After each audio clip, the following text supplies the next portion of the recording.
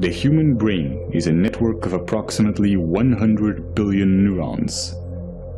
Different experiences create different neural connections which bring about different emotions. And depending on which neurons get stimulated, certain connections become stronger and more efficient, while others may become weaker. This is what's called neuroplasticity. Someone who trains to be a musician will create stronger neural connections that link the two hemispheres of the brain in order to be musically creative. Virtually any sort of talent or skill can be created through training. Rudiger Gamm, who was a self-admitted hopeless student, used to fail at basic math, and went on to train his abilities and became a famous human calculator, capable of performing extremely complex mathematics. Rationality and emotional resilience work the same way. These are neural connections that can be strengthened. Whatever you are doing at any time, you are physically modifying your brain to become better at it. Since this is such a foundational mechanism of the brain, being self-aware can greatly enrich our life experience.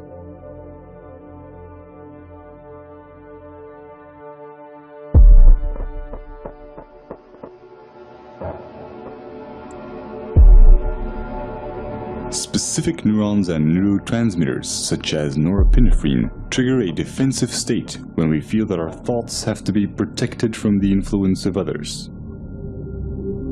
If we are then confronted with differences in opinion, the chemicals that are released in the brain are the same ones that try to ensure our survival in dangerous situations. In this defensive state, the more primitive part of the brain interferes with rational thinking, and the limbic system can knock out most of our working memory, physically causing narrow-mindedness. We see this in the politics of fear, in the strategy of poker players, or simply when someone is stubborn in a discussion. No matter how valuable an idea is, the brain has trouble processing it when it is in such a state. On a neural level, it reacts as if we're being threatened, even if this threat comes from harmless opinions or facts that we may otherwise find helpful and could rationally agree with.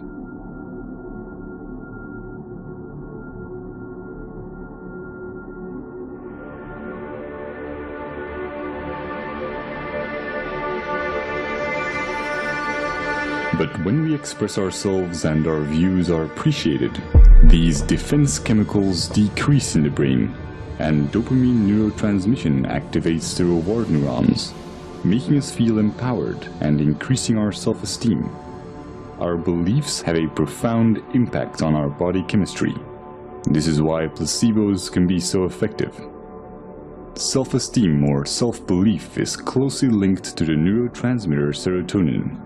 When the lack of it takes on severe proportions, it often leads to depression, self-destructive behavior, or even suicide. Social validation increases the levels of dopamine and serotonin in the brain, and allows us to let go of emotional fixations and become self-aware more easily.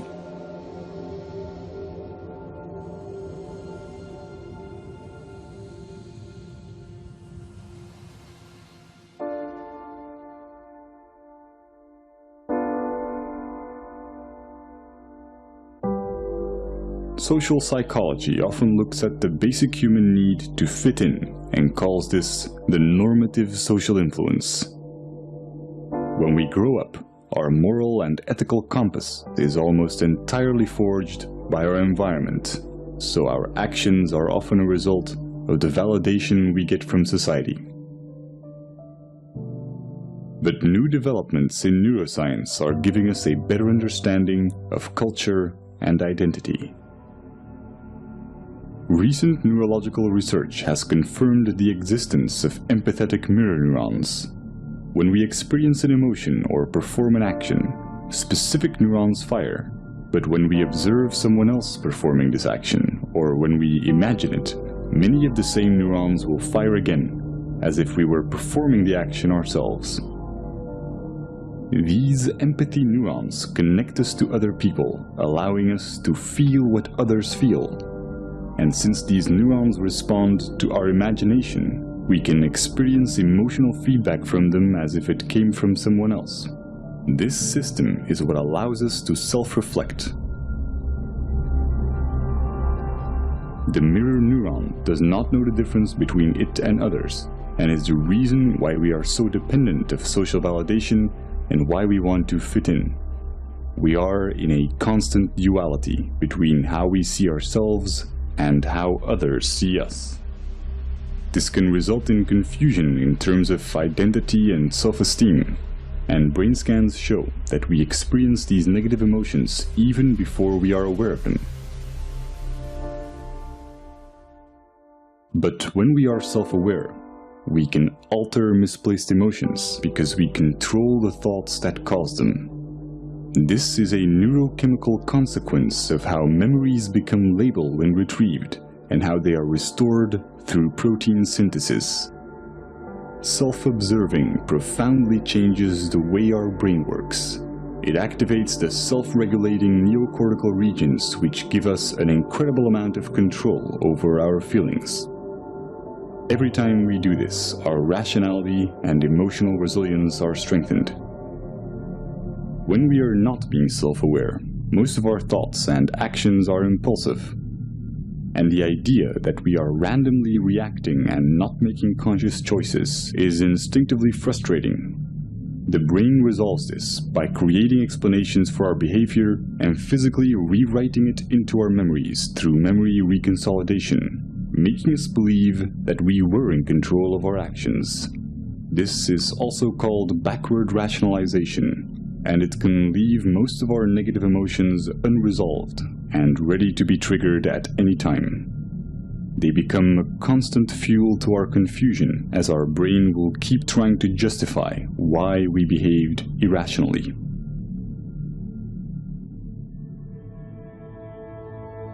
All this complex and almost schizophrenic subconscious behavior is the result of a vastly parallel distributed system in our brain.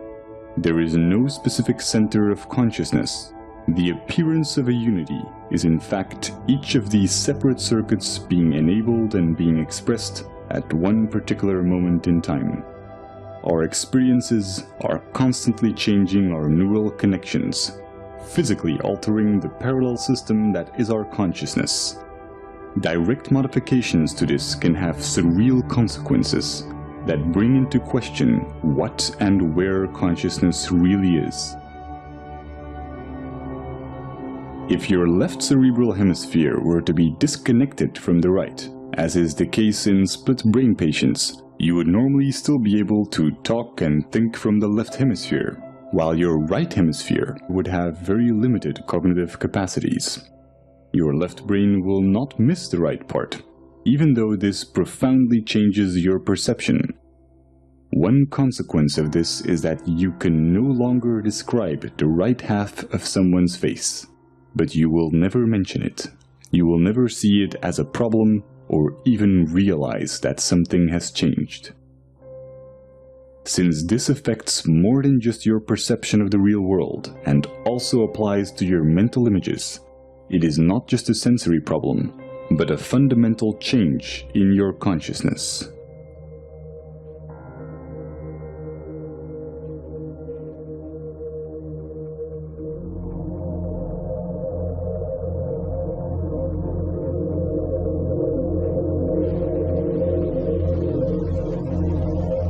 Each neuron has a voltage, which can change when ions flow in or out of the cell.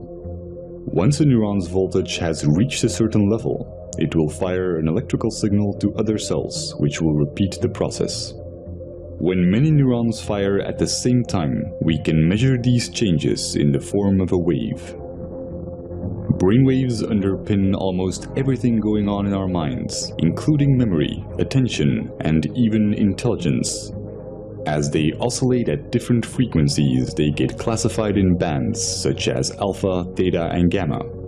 Each are associated with different tasks. Brainwaves allow brain cells to tune into the frequency corresponding to their particular task, while ignoring irrelevant signals, similar to how a radio homes in on different waves to pick up radio stations. The transfer of information between neurons becomes optimal when their activity is synchronized. This is the same reason why we experience cognitive dissonance, the frustration caused by simultaneously holding two contradictory ideas. Will is merely the drive to reduce dissonance between each of our active neural circuits. Evolution can be seen as the same process where nature tries to adapt or resonate with its environment. By doing so, it evolved to a point where it became self-aware and began to ponder its own existence. When a person faces the paradox of wanting purpose while thinking that human existence is meaningless, cognitive dissonance occurs. Throughout history, this has led many to reach for spiritual and religious guidance, challenging science as it failed to give answers to existential questions, such as why or what am I?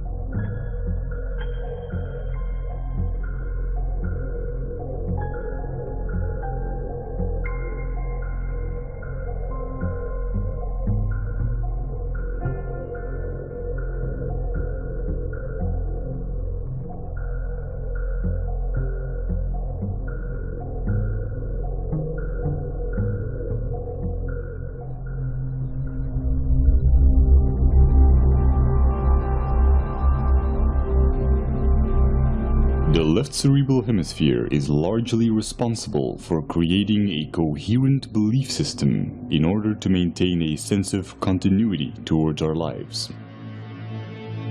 New experiences get folded into the pre-existing belief system. When they don't fit, they are simply denied. Counterbalancing this is the right cerebral hemisphere, which has the opposite tendency. Whereas the left hemisphere tries to preserve the model, the right hemisphere is constantly challenging the status quo. When the discrepant anomalies become too large, the right hemisphere forces a revision in our worldview. However, when our beliefs are too strong, the right hemisphere may not succeed in overriding our denial.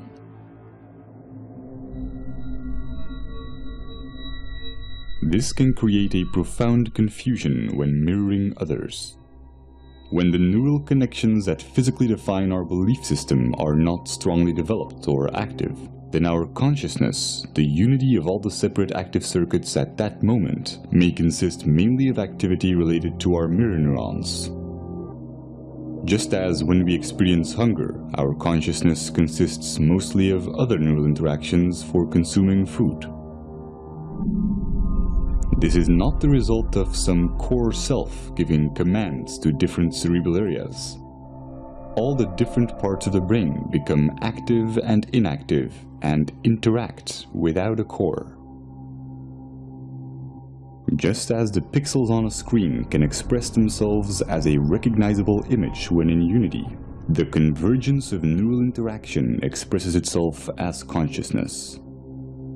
At every moment, we are in fact a different image, a different entity when mirroring, when hungry, when watching this video. Every second, we become different persons as we go through different states.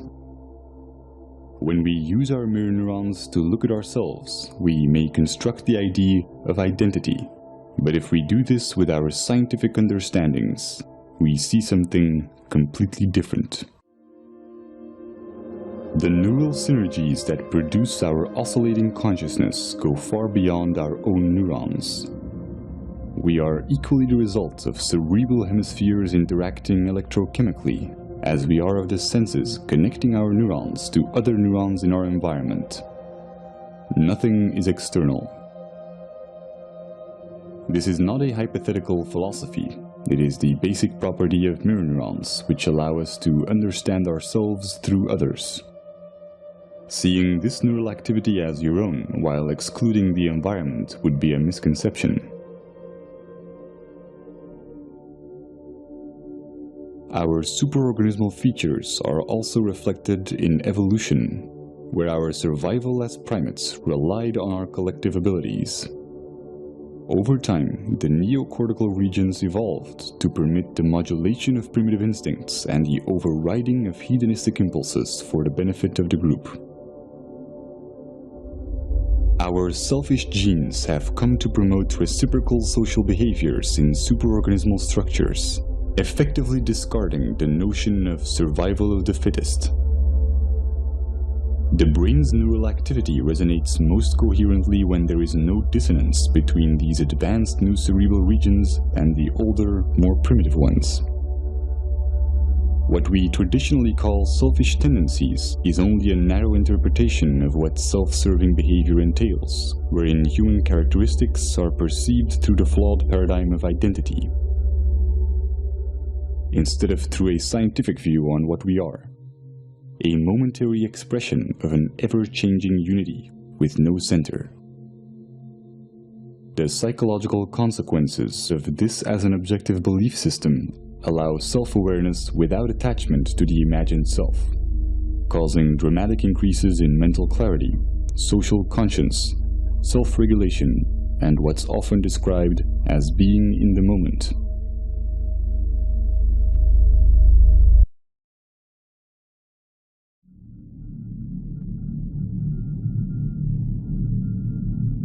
The common cultural belief has mostly been that we need a narrative, a diachronic view on our life to establish moral values. But with our current understandings of the empathic and social nature of the brain, we now know that a purely scientific view with no attachment to our identity or story yields a far more accurate, meaningful, and ethical paradigm than our anecdotal values. This is logical since our traditional tendency to define ourselves as imaginary individualistic constants neurally wires and designs the brain towards dysfunctional cognitive processes, such as compulsive labeling and the psychological need to impose expectations.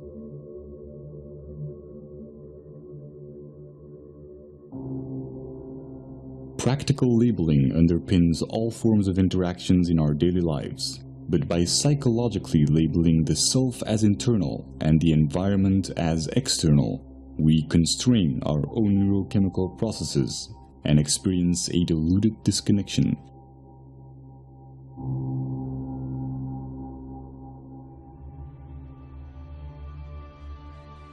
Growth and its evolutionary side effects, such as happiness and fulfillment, are stimulated when we are not being labeled in our interactions.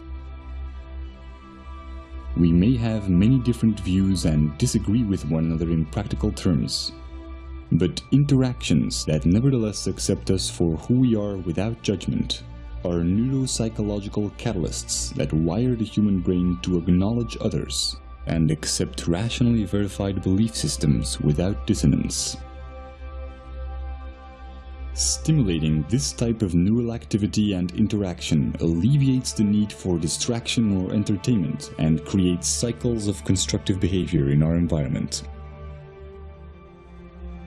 Sociologists have established that phenomena such as obesity and smoking, emotions and ideas spread and ripple through society in much the same way that electric signals of neurons are transferred when their activity is synchronized.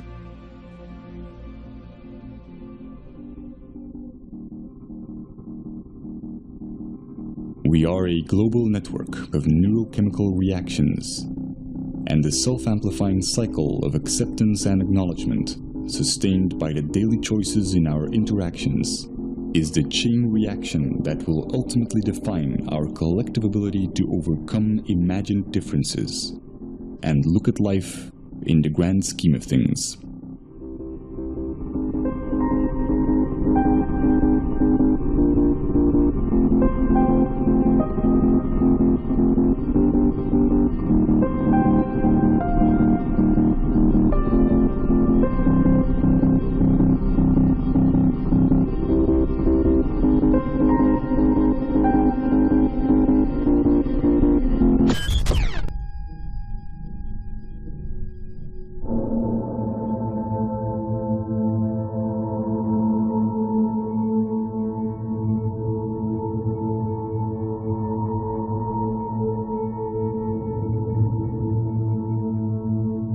Throughout Jiren's ongoing research, I've made a simplified but comprehensive overview of his current findings.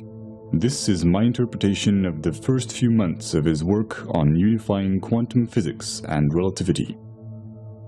While it may at times be difficult to follow due to the subject matter's complexity, it also has some philosophical implications which are addressed in the epilogue.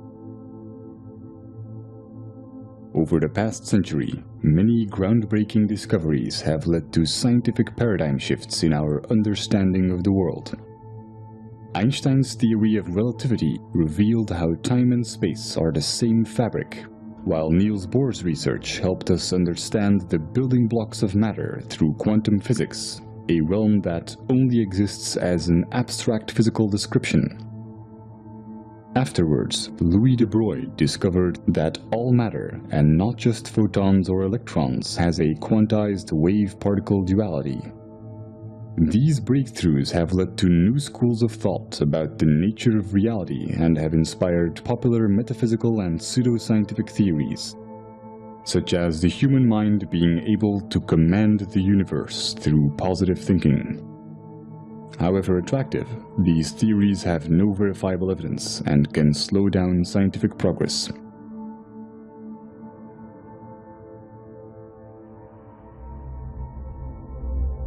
Einstein's laws of special and general relativity are applied in modern-day technologies, such as GPS satellites, where the accuracy of calculations would drift more than 7 miles a day, if consequences such as time dilation would not be taken into account. Time dilation is best illustrated by how moving clocks run slower. Other implications of relativity are length contraction, meaning that objects in motion decrease in length, and the relativity of simultaneity. It is impossible to say in an absolute sense whether two events occur at the same time when they are separated in space. Nothing can travel faster than the speed of light. This means that if a bar of 10 light seconds long would be pushed forward, it would take 10 seconds before the action can take place on the other side. Without this time interval of 10 seconds, the bar does not exist in its entirety.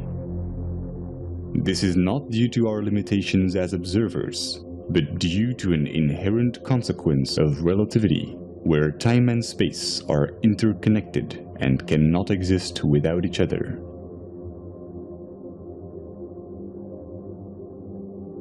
Quantum physics provides a mathematical description of much of the wave-particle duality and interactions of energy and matter. It departs from classical physics primarily at the atomic and subatomic scales. The mathematical formulations are abstract, and the implications are often non-intuitive.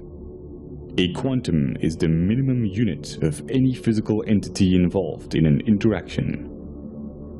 The elementary particles are the basic building blocks of the universe. They are the particles which all other particles are made of. While in classical physics we can always split things into smaller bits, for quanta this is impossible. As a result, the quantum world presents many unique phenomena that cannot be explained through classical laws, such as quantum entanglement, the photoelectric effect, Compton scattering, and many more. There are many exotic interpretations of our quantized world. The most widely accepted among physicists include the Copenhagen interpretation and the many worlds interpretation. Current trends show substantial competition from alternative interpretations such as the holographic universe.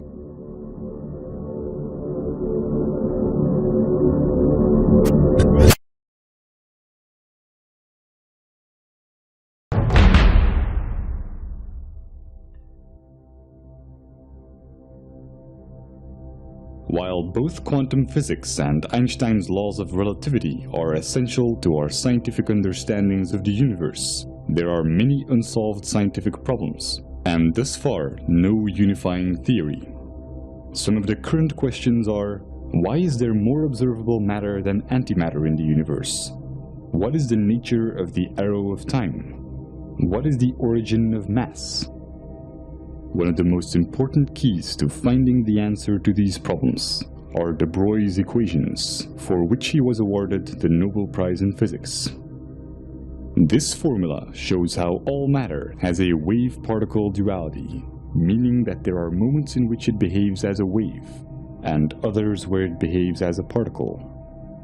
The formula combines Einstein's famous E is mc² equation with the quantized nature of energy. Experimental evidence includes the interference pattern of C60 fullerene molecules in a double-slit experiment. The fact that our consciousness itself seems to be made up out of quantized particles has been the subject of many mystical theories, and while the relation between quantum mechanics and consciousness is unlikely to be as magical as recent esoteric movies and literature claim, there is nevertheless a profound implication.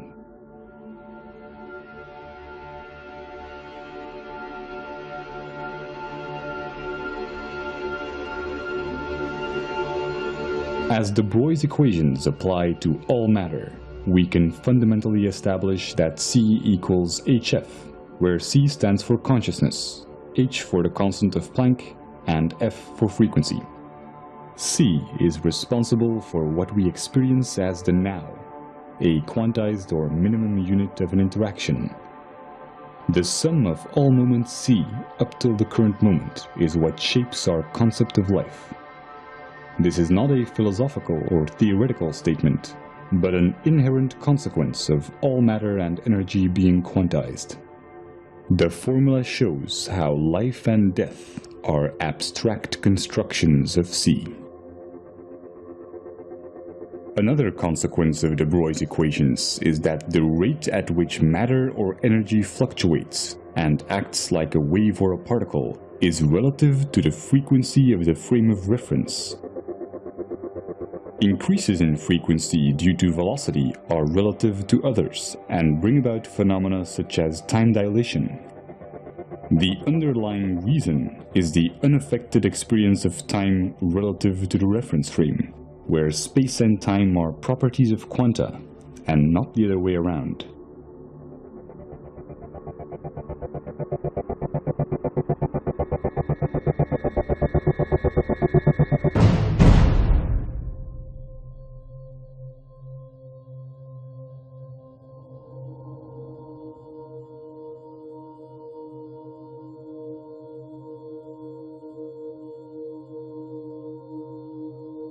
Antiparticles are created everywhere in the universe where high-energy particle collisions take place.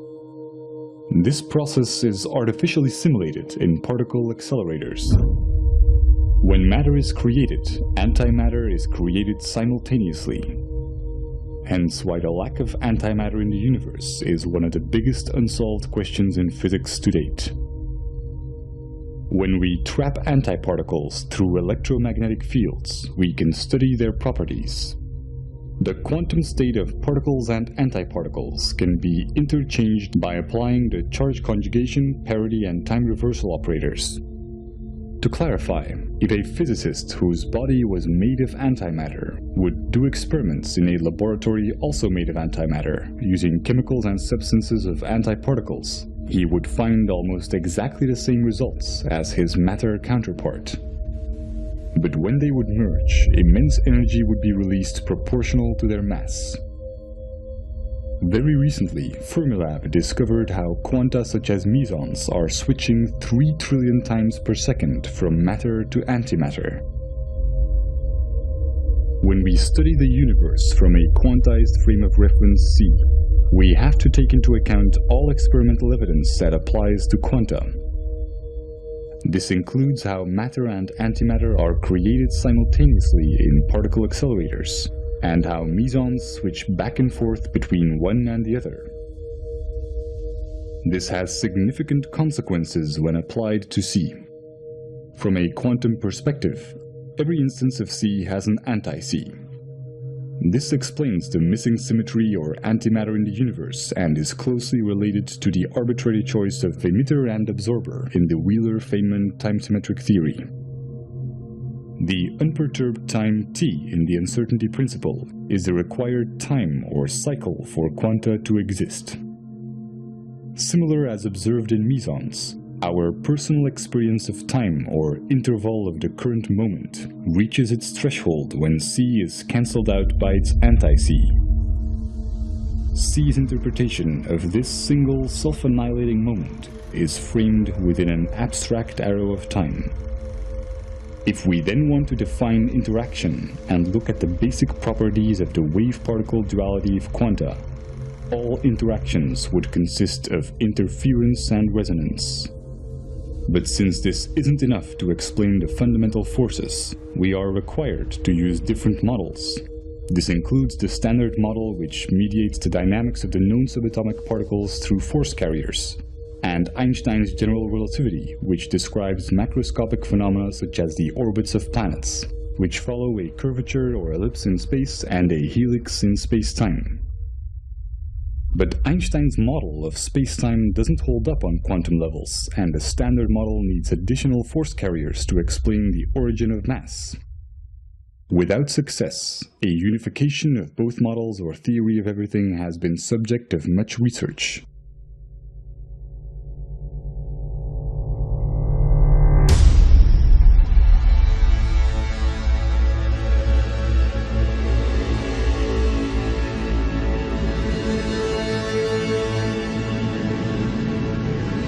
Quantum mechanics is merely mathematical descriptions, and their practical implications are often counterintuitive. Classical concepts such as length, time, mass, and energy can also be approached with similar descriptions. By building on de Broglie's equations, we can substitute these concepts with abstract vectors. This is a probability-oriented approach towards the basic and already existing concepts in physics that allows us to unify quantum mechanics with Einstein's relativity. De Broglie's equations show how all reference frames are quantized, including all matter and all energy. Particle accelerators have demonstrated that matter and antimatter are always created simultaneously. The paradox of how reality can emerge from abstract building blocks that annihilate each other can be explained by using these quanta as the frame of reference. In a simplified analogy, we need to look at things through the eyes of a photon. The reference frame is always a quantum and defines how space-time is quantized. When it increases or decreases, space-time increases or decreases as well. This is reflected in quantum mechanics as the mathematical description of the probability amplitude of the wave function, or in Einstein's relativity as time dilation and length contraction. For a quantized frame of reference, mass and energy can only be defined as abstract probabilities. Or if we want to be more concrete and establish a mathematical framework, as vectors which can only exist when we assume an arrow of time. They can be derived as resonance and interference with the reference frame, which defines the minimum unit or space-time constant c, equivalent to the constant of Planck in quantum mechanics. Experiments show how conversion of matter into energy through its antimatter brings about gamma rays with exact opposite momentum.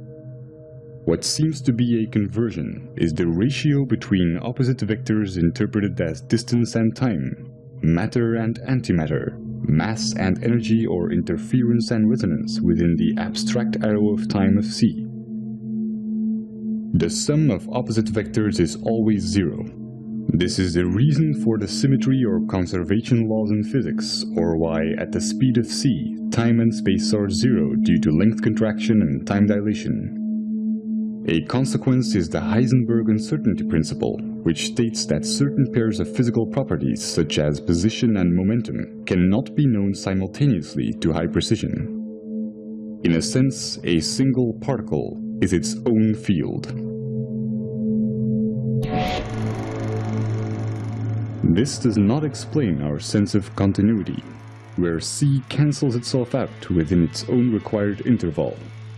But when these vectors are exponentially amplified or accelerated relative to and within the abstract arrow of time, the underlying mathematical algorithms, also describing the fundamental forces, can bring about a consistent reality and have abstract building blocks. This is why the harmonic motion equations are used in many fields of physics involving periodic phenomena, such as quantum mechanics and electrodynamics, or why Einstein's equivalence principle, used to derive the model of spacetime, states that there is no difference between gravity and acceleration. Because gravity is only a force when interpreted relative to an oscillating frame of reference. This can be illustrated with a logarithmic spiral curve being reduced to a helix curve by the reference frame, making objects spin and move in orbits. Visually simplified, two amplified or growing apples will be interpreted to attract each other when observed by an amplified reference frame, as the size seems unaffected. The opposite occurs with interference. In a simplified analogy, the increase or decrease in the size of objects as we get closer or further away is determined by the shift in vectors of the reference frame, similar to how a radio homes in on different waves to pick up radio stations. This also applies to the influence of gravity. In essence, independently of any reference frame, there are no fundamental forces. All interactions within our abstract continuity can be mathematically derived through interference and resonance as long as the ever-changing and fluctuating minimum unit or quantum, being the frame of reference, is taken into account. Experimental evidence includes the unseen effect in the standard model, where we can see the force effect, but not the actual force carriers.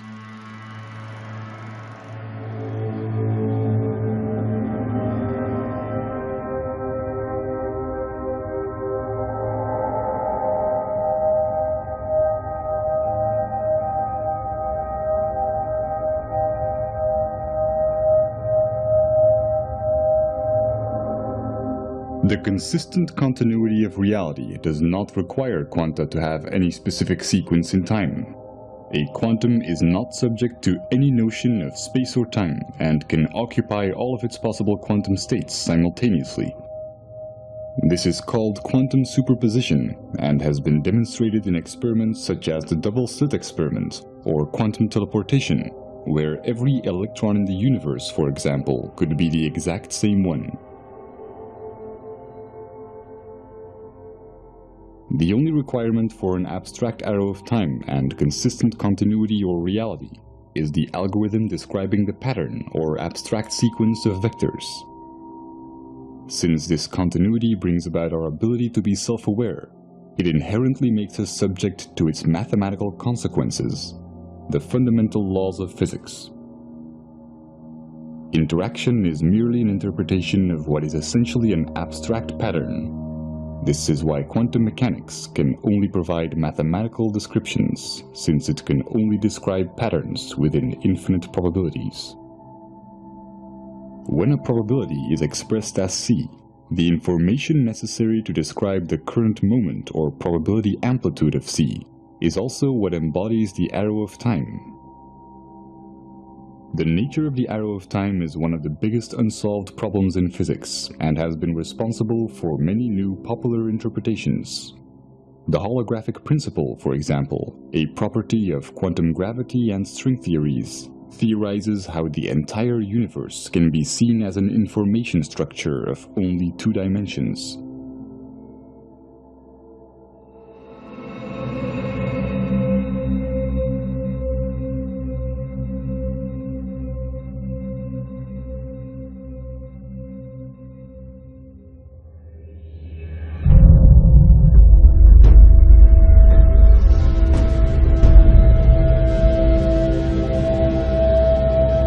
Traditionally associate the notion of an arrow of time with the sequence of events that we experience through the arrangement of short-term and long-term memories.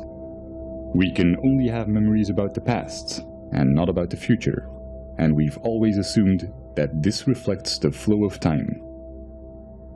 Scientists only began to question this logic when discoveries in quantum mechanics demonstrated that some phenomena are not bound by our notion of time, and that our concept of it is nothing more than our perception of the change in observable values. This is also reflected in time dilation and length contraction, which are part of the reason why Einstein established that time and space are the same fabric. In an absolute sense, the notion of time does not differ from the notion of distance. Seconds are equal to light seconds, but cancel each other out. To clarify, with distance and time being each other's opposites, the passing of time can be interpreted as the distance that the hands of a clock travel as they move in a direction that is opposite to time. As they move forward in distance, they effectively travel backwards in what we would call time. This is also why any single separate minimum unit of experience is always instantly annihilated within a timeless now. This understanding sets the record straight between wave function collapse and quantum decoherence. Concepts such as life and death are mere intellectual constructs, and any speculative spiritual ideas of an afterlife that takes place in a realm where the rigid mathematical underpinnings of this reality come to an end are equally fabricated. An important cosmological consequence is that the Big Bang Theory, where the universe is traced back to one point by looking at the past, is a misconception. The traditional assumption of space-time, where space is three-dimensional and time plays the role of a fourth dimension, is inaccurate. If we would want to study the origin of the universe, we would actually have to look forward, since c's time vector direction is opposite to the arrow of distance, from which we perceive an expanding universe. Although this temporal mapping of the universe will only yield abstract concepts with no relation to its quantum underpinnings. Experimental evidence includes the accelerating expanding universe, following what is known to be an inverse or time-reversed black hole metric, as well as the many problems related to the Big Bang Theory, such as the horizon problem.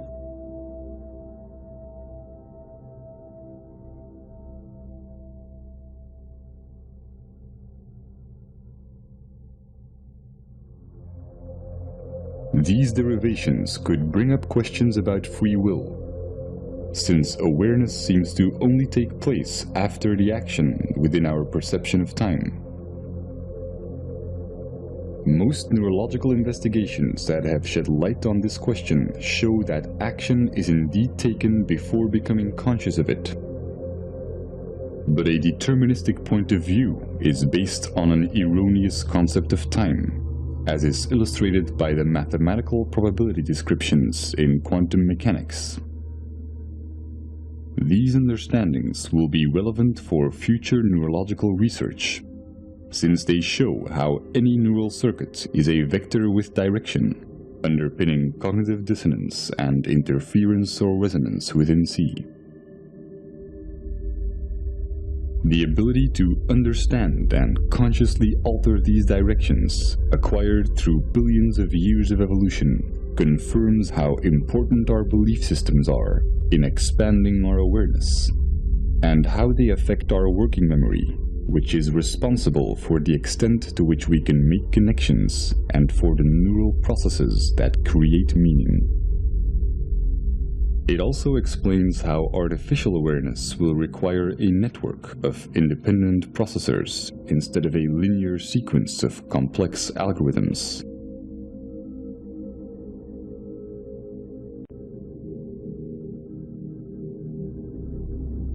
Athén's grand unification is one solution that unifies quantum physics and Einstein's theory of relativity. While it answers many problems in physics, such as the ones listed here, it is my limited interpretation of his first months of scientific research. Whatever the outcome, it is clear that we have entered an era where science is open to everyone. And if we can preserve unfiltered access to a neutral internet, we can test the validity of our ideas. We can enhance our imagination by making new correlations. And we can be part of the evolution of our understandings of the universe and of the mind.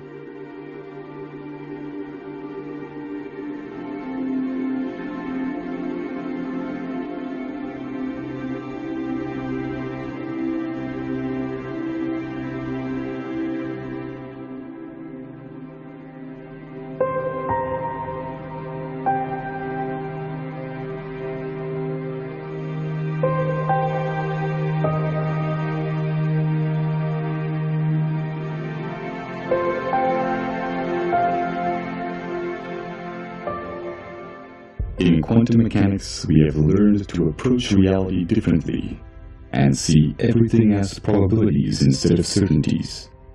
In a mathematical sense, anything is possible. As well as in science as in our daily lives, the extent to which we can calculate or figure out probabilities is determined by our intellectual capability to recognize patterns. The less biased we are, the clearer we can identify these patterns and base our actions on reasonable probabilities. Since it's in the very nature of our brain's left hemisphere to deny ideas that do not fit into our current paradigm, the more attached we are to a belief system, the less able we are to make conscious choices for ourselves. But by observing this process, we expand our awareness and enhance our free will. It is said that wisdom comes with age, but with openness and skepticism, the key principles of the scientific method. We don't need decades of trial and error to sort out which of our convictions may be improbable. The question is not whether our beliefs are right or wrong, but whether or not being emotionally attached to them is more or less likely going to benefit us. There is no such thing as a free choice while being emotionally attached to a belief system. The moment we are self-aware enough to realize this, we can truly work together to figure out the real odds of what will benefit us the most.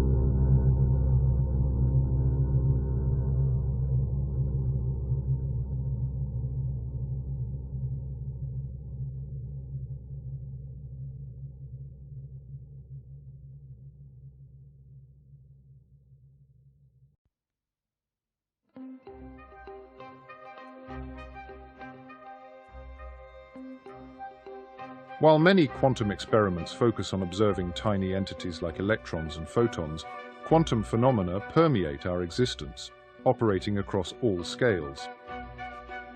Nevertheless, detecting them within larger objects can be challenging, potentially leading to the misconception that quantum phenomena are peculiar or otherworldly.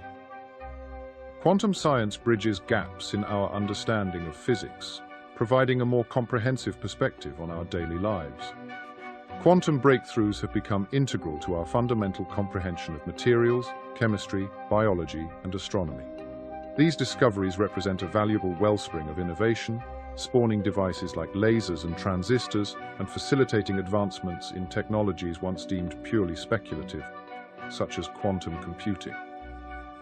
Physicists are investigating how quantum science may revolutionize our understanding of gravity and its relationship with space and time. There's even the potential for quantum science to unveil the interconnectedness of all things in the universe, or across multiple universes, through higher dimensions, which elude our sensory perception. The field of quantum physics arose in the late 1800s and early 1900s from a series of experimental observations of atoms that didn't make intuitive sense in classical physics. Among the basic discoveries was the realization that matter and energy can be thought of as discrete packets, or quanta, with a minimum value. For example, a fixed frequency light will deliver energy in quanta called photons. Each photon at this frequency will have the same amount of energy, and this energy can't be broken down into smaller units. In fact, the word quantum has Latin roots and means how much. Knowledge of quantum principles transformed our conceptualization of the atom, which consists of a nucleus surrounded by electrons. Early models depicted electrons as particles that orbited the nucleus, much like satellites orbit Earth. Modern quantum physics instead understands electrons as being distributed within orbitals, mathematical descriptions representing the probability of the electron's existence in more than one location within a given range at any given time. Electrons can jump from one orbital to another as they gain or lose energy, but cannot be found between orbitals. Other central concepts help to establish the foundations of quantum physics. Wave-particle duality. This principle dates back to the earliest days of quantum science. It describes the outcomes of experiments that showed that light and matter had the properties of particles or waves, depending on how they were measured. Today, we understand that these different forms of energy are actually neither particles nor waves. They are distinct quantum objects that we cannot easily conceptualize. Superposition. This term describes an object as a combination of multiple possible states simultaneously. A superposed object is analogous to a ripple on the surface of a pond that is a combination of two waves overlapping. In a mathematical sense, an object in superposition can be represented by an equation with more than one solution or outcome. Uncertainty principle. This mathematical concept represents a trade-off between complementary points of view. In physics, this means that two properties of an object, such as its position and velocity, cannot be precisely known simultaneously. If we precisely measure the position of an electron, for example, we will be limited in how precisely we can know its speed. Entanglement occurs when two or more objects are connected to be considered a single system, even if they are very far apart. The state of one object in that system can only be fully described with information on the other object's state. Likewise, learning information about one object automatically tells you something about the other, and vice versa. The field of quantum physics emerged during the late 1800s and early 1900s due to a series of experimental observations involving atoms. These observations defied intuitive understanding within the framework of classical physics. One of the fundamental revelations was the recognition that matter and energy could be conceptualized as discrete packets, referred to as quanta, each possessing a minimum associated value. For instance, light with a fixed frequency imparts energy in quanta called photons. Each photon of that specific frequency carries an identical amount of energy, indivisible into smaller units. The term quantum has Latin origins, signifying how much. This newfound understanding of quantum principles revolutionized our perception of the atom, composed of a central nucleus surrounded by electrons. Early models depicted electrons as discrete particles orbiting the nucleus, akin to satellites circling the Earth. In modern quantum physics, electrons are instead described as being distributed within orbitals, mathematical representations that denote the probability of finding electrons at various locations within a specified range at any given moment. Electrons can transition between orbitals as they gain or lose energy, but do not exist between these orbital states. Several key concepts formed the bedrock of quantum physics: wave-particle duality. This concept, rooted in the earliest days of quantum science, encompasses the findings that light and matter exhibit characteristics of particles and waves contingent upon the measurement method. In contemporary understanding, these forms of energy are neither purely particles nor waves. They are distinct quantum entities defying easy categorization. Superposition. This term describes an object existing as a blend of multiple possible states simultaneously. An object in superposition can be likened to the intersection of two overlapping waves, analogous to ripples on a pond's surface. Mathematically, a superposed object is represented by an equation with multiple solutions or outcomes. Uncertainty principle. a mathematical concept denoting a trade-off between complementary perspectives. In physics, it implies that two attributes of an object, such as its position and velocity, cannot be precisely known simultaneously. For instance, a precise measurement of an electron's position limits the precision of knowledge about its velocity. Entanglement arises when two or more objects are connected to be viewed as a unified system, even when separated by great distances. The state of one object in this entangled system cannot be fully described without considering the other object's state. Information about one object inherently conveys information about the other, and vice versa. The visualization of many quantum physics concepts proves challenging, if possible. Thus, mathematics plays a crucial role in this field. Equations serve to articulate and predict quantum entities and phenomena with a precision beyond the reach of our imaginations. Furthermore, mathematics is essential for encapsulating the probabilistic nature of quantum occurrences. Consider, for instance, the uncertainty surrounding the exact position of an electron, which is often described as existing within a range of potential locations, such as an orbital. Each of these locations carries an associated probability of discovering the electron there. Given the probabilistic aspect, quantum objects are frequently characterized by mathematical constructs known as wave functions, solutions to the Schrödinger equation. Unlike waves in water, which represent fluctuations in water height or sound waves, depicting alterations in air molecule compression or expansion as they pass. A point, wave functions don't correspond to tangible physical property in this manner. Instead, these solutions offer insights into the likelihood of locating a specific object within a range of potential positions. Much like ripples in a pond or musical notes played on a trumpet extend across multiple points and lack confinement to one location. To a physicist, quantum mechanics is one of the three great pillars supporting our understanding of the natural world, the others being Einstein's theories of special and general relativity.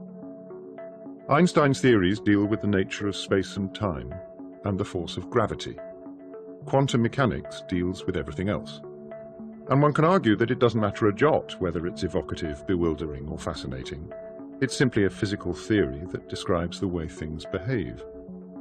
Measured by this pragmatic yardstick, it is quite dazzling in its precision and explanatory power. There is a test of quantum electrodynamics, the oldest and most well understood of the modern quantum theories, which involves measuring the way an electron behaves in the vicinity of a magnet. Theoretical physicists worked hard for years using pens, paper, and computers to predict what the experiments should find. Experimenters built and operated delicate experiments to tease out the finer details of nature. Both camps independently returned precision results, comparable in their accuracy to measuring the distance between Manchester and New York to within a few centimeters. Remarkably, the number returned by the experimenters agreed exquisitely with that computed by the theorists. Measurement and calculation were in perfect agreement. This is impressive, but it is also esoteric, and if mapping the miniature were the only concern of quantum theory, you might be forgiven for wondering what all the fuss is about. Science, of course, has no brief to be useful, but many of the technological and social changes that have revolutionized our lives have arisen out of fundamental research carried out by modern-day explorers, whose only motivation is to better understand the world around them. These curiosity-led voyages of discovery across all scientific disciplines have delivered increased life expectancy, intercontinental air travel, modern telecommunications, freedom from the drudgery of subsistence farming, and a sweeping, inspiring and humbling vision of our place within an infinite sea of stars. But these are all, in a sense, spin-offs. We explore because we're curious, not because we wish to develop grand views of reality or better widgets.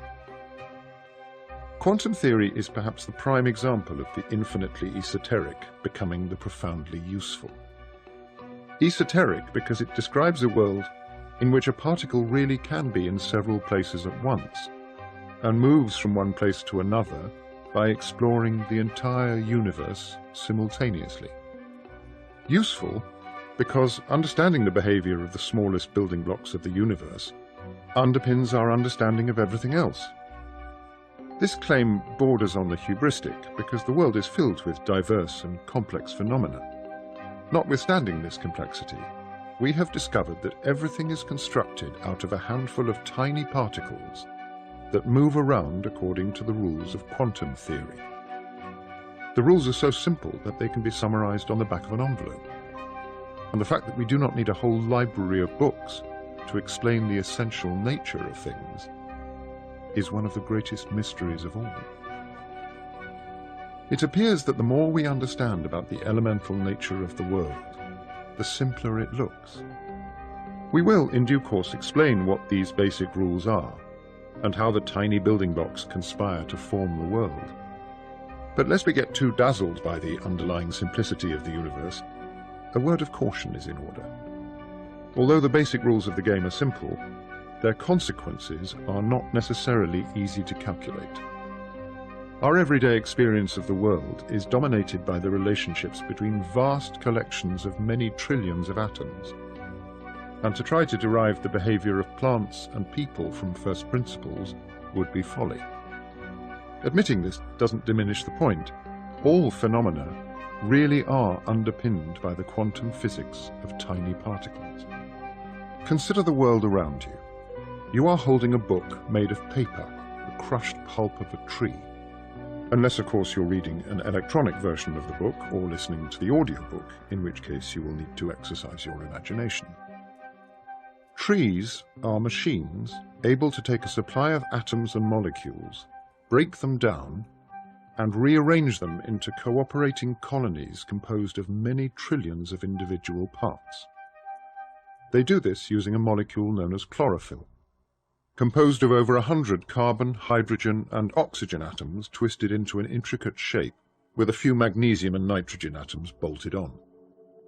This assembly of particles is able to capture the light that has traveled the 93 million miles from our star, a nuclear furnace the volume of 1 million Earths, and transfer that energy into the heart of cells, where it is used to build molecules from carbon dioxide and water, giving out life-enriching oxygen as it does so.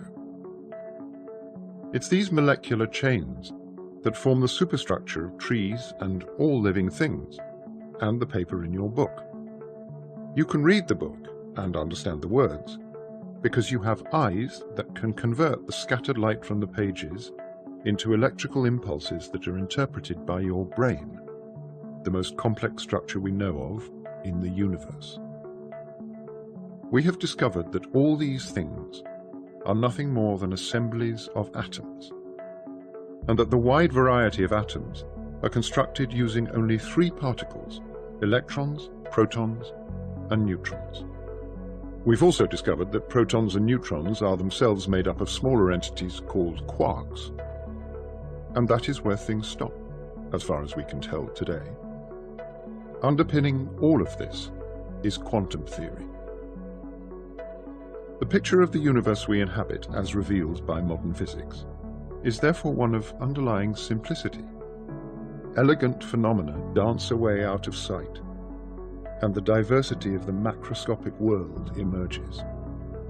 This is perhaps the crowning achievement of modern science, the reduction of the tremendous complexity in the world, human beings included, to a description of the behavior of just a handful of tiny subatomic particles and the 4 forces that act between them.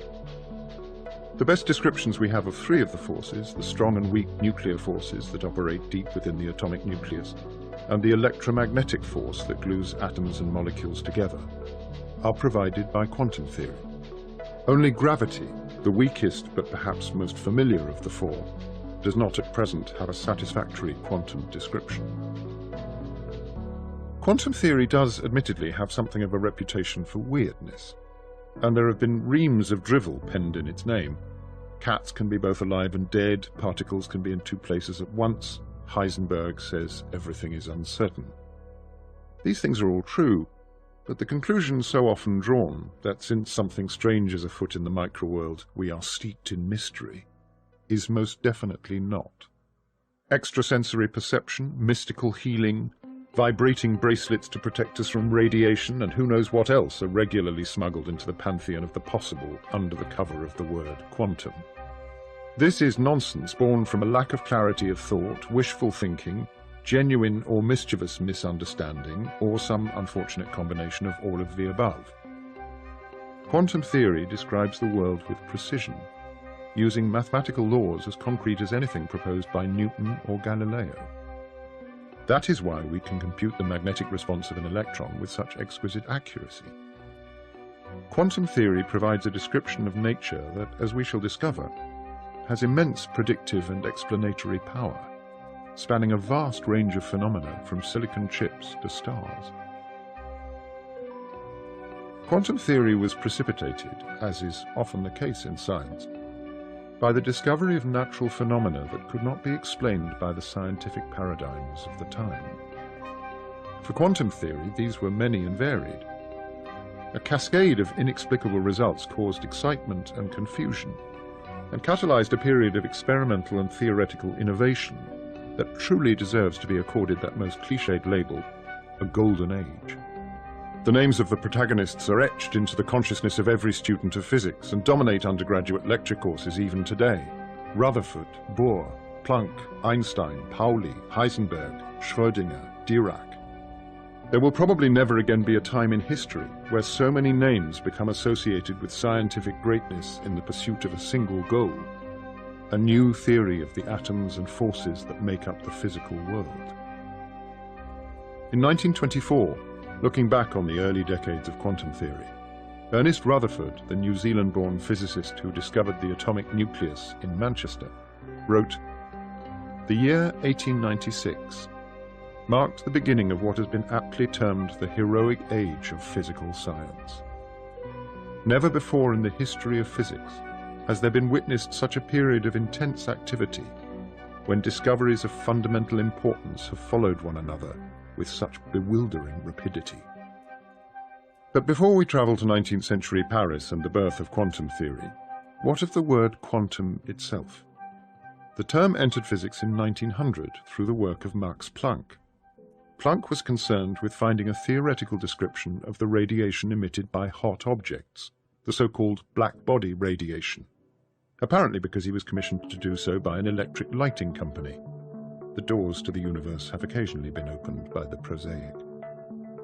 We will discuss Planck's great insight in more detail later in the book, but for the purposes of this brief introduction, suffice to say, he found that he could only explain the properties of black body radiation if he assumed that light is emitted in little packets of energy, which he called quanta.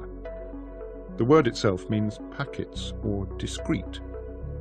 Initially, he thought that this was purely a mathematical trick, but subsequent work in 1905 by Albert Einstein on a phenomenon called the photoelectric effect gave further support to the quantum hypothesis. These results were suggestive, because little packets of energy might be taken to be synonymous with particles. The idea that light consists of a stream of little bullets had a long and illustrious history dating back to the birth of modern physics and Isaac Newton. But Scottish physicist James Clerk Maxwell appeared to have comprehensively banished any lingering doubts in 1864 in a series of papers that Albert Einstein later described as the most profound and the most fruitful that physics has experienced since the time of Newton. Maxwell showed that light is an electromagnetic wave, surging through space. So the idea of light as a wave had an immaculate and, it seemed, unimpeachable pedigree. Yet in a series of experiments from 1923 to 1925, conducted at Washington University in St. Louis, Arthur Compton and his co-workers succeeded in bouncing the quanta of light off electrons. Both behaved rather like billiard balls, providing clear evidence that Planck's theoretical conjecture had a firm grounding in the real world. In 1926, the light quanta were christened photons. The evidence was incontrovertible. Light behaves both as a wave and as a particle. That signaled the end for classical physics, and the end of the beginning for quantum theory. Ernest Rutherford cited 1896 as the beginning of the quantum revolution. because this was the year Henri Becquerel, working in his laboratory in Paris, discovered radioactivity. Becquerel was attempting to use uranium compounds to generate X-rays, discovered just a few months previously by Wilhelm Röntgen in Würzburg. Instead, he found that uranium compounds emit les rayons uraniques, which were able to darken photographic plates even when they were wrapped in thick paper that no light could penetrate. The importance of Becquerel's rays was recognized in a review article by the great scientist Henri Poincaré as early as 1897, in which he wrote presciently of the discovery, "One can think today that it will open for us an access to a new world which no one suspected." The puzzling thing about radioactive decay, which proved to be a hint of things to come, was that nothing seemed to trigger the emission of the rays. They just popped out of substances spontaneously and unpredictably. In 1900, Rutherford noted the problem. All atoms formed at the same time should last for a definite interval. This, however, is contrary to the observed law of transformation, in which the atoms have a life embracing all values from 0 to infinity.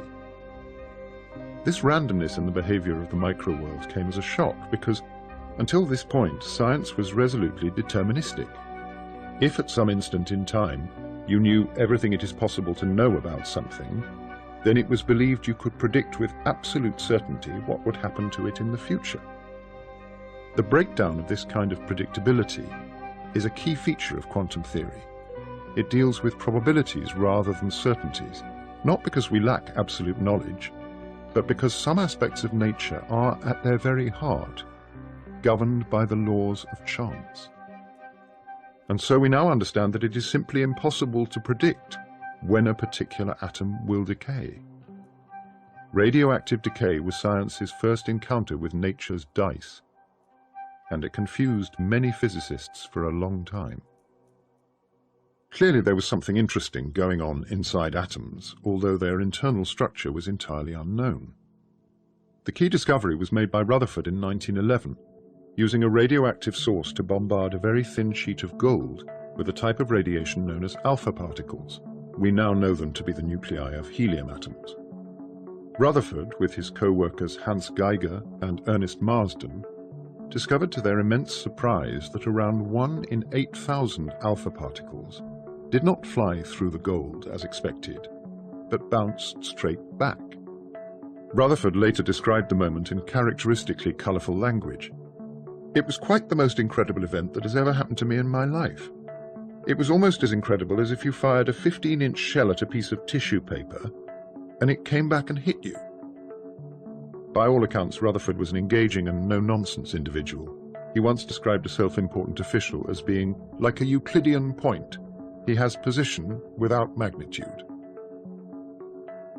Rutherford calculated that his experimental results could be explained only if the atom consists of a very small nucleus at the center, with electrons orbiting around it. At the time, he probably had in mind a situation similar to the planets orbiting around the Sun. The nucleus contains almost all the mass of the atom, which is why it's capable of stopping his 15-inch shell alpha particles and bouncing them back. Hydrogen, the simplest element, has a nucleus consisting of a single proton with a radius of around 1.75 times 10 to the minus 15 meters. If you are unfamiliar with this notation, this means 0.0000000000000000175 meters, or in words, just under 2,000 million millionths of a meter. As far as we can tell today, the single electron is like Rutherford's self-important official, point-like, and it orbits around the hydrogen nucleus at a radius around 100,000 times larger than the nuclear diameter. The nucleus has a positive electric charge, and the electron has a negative electric charge, which means that there is an attractive force between them, analogous to the force of gravity that holds the Earth in orbit around the Sun. This, in turn, means that atoms are largely empty space. If you imagine a nucleus scaled up to the size of a tennis ball, then the tiny electron would be smaller than a mote of dust, orbiting at a distance of a kilometer. These figures are quite surprising because solid matter certainly does not feel very empty. Rutherford's nuclear atom raised a host of problems for the physicists of the day. It was well known, for instance, that the electron should lose energy as it moves in orbit around the atomic nucleus, because all electrically charged things radiate energy away if they move in curved paths. This is the idea behind the operation of the radio transmitter, inside which electrons are made to jiggle, and as a result, electromagnetic radio waves issue forth.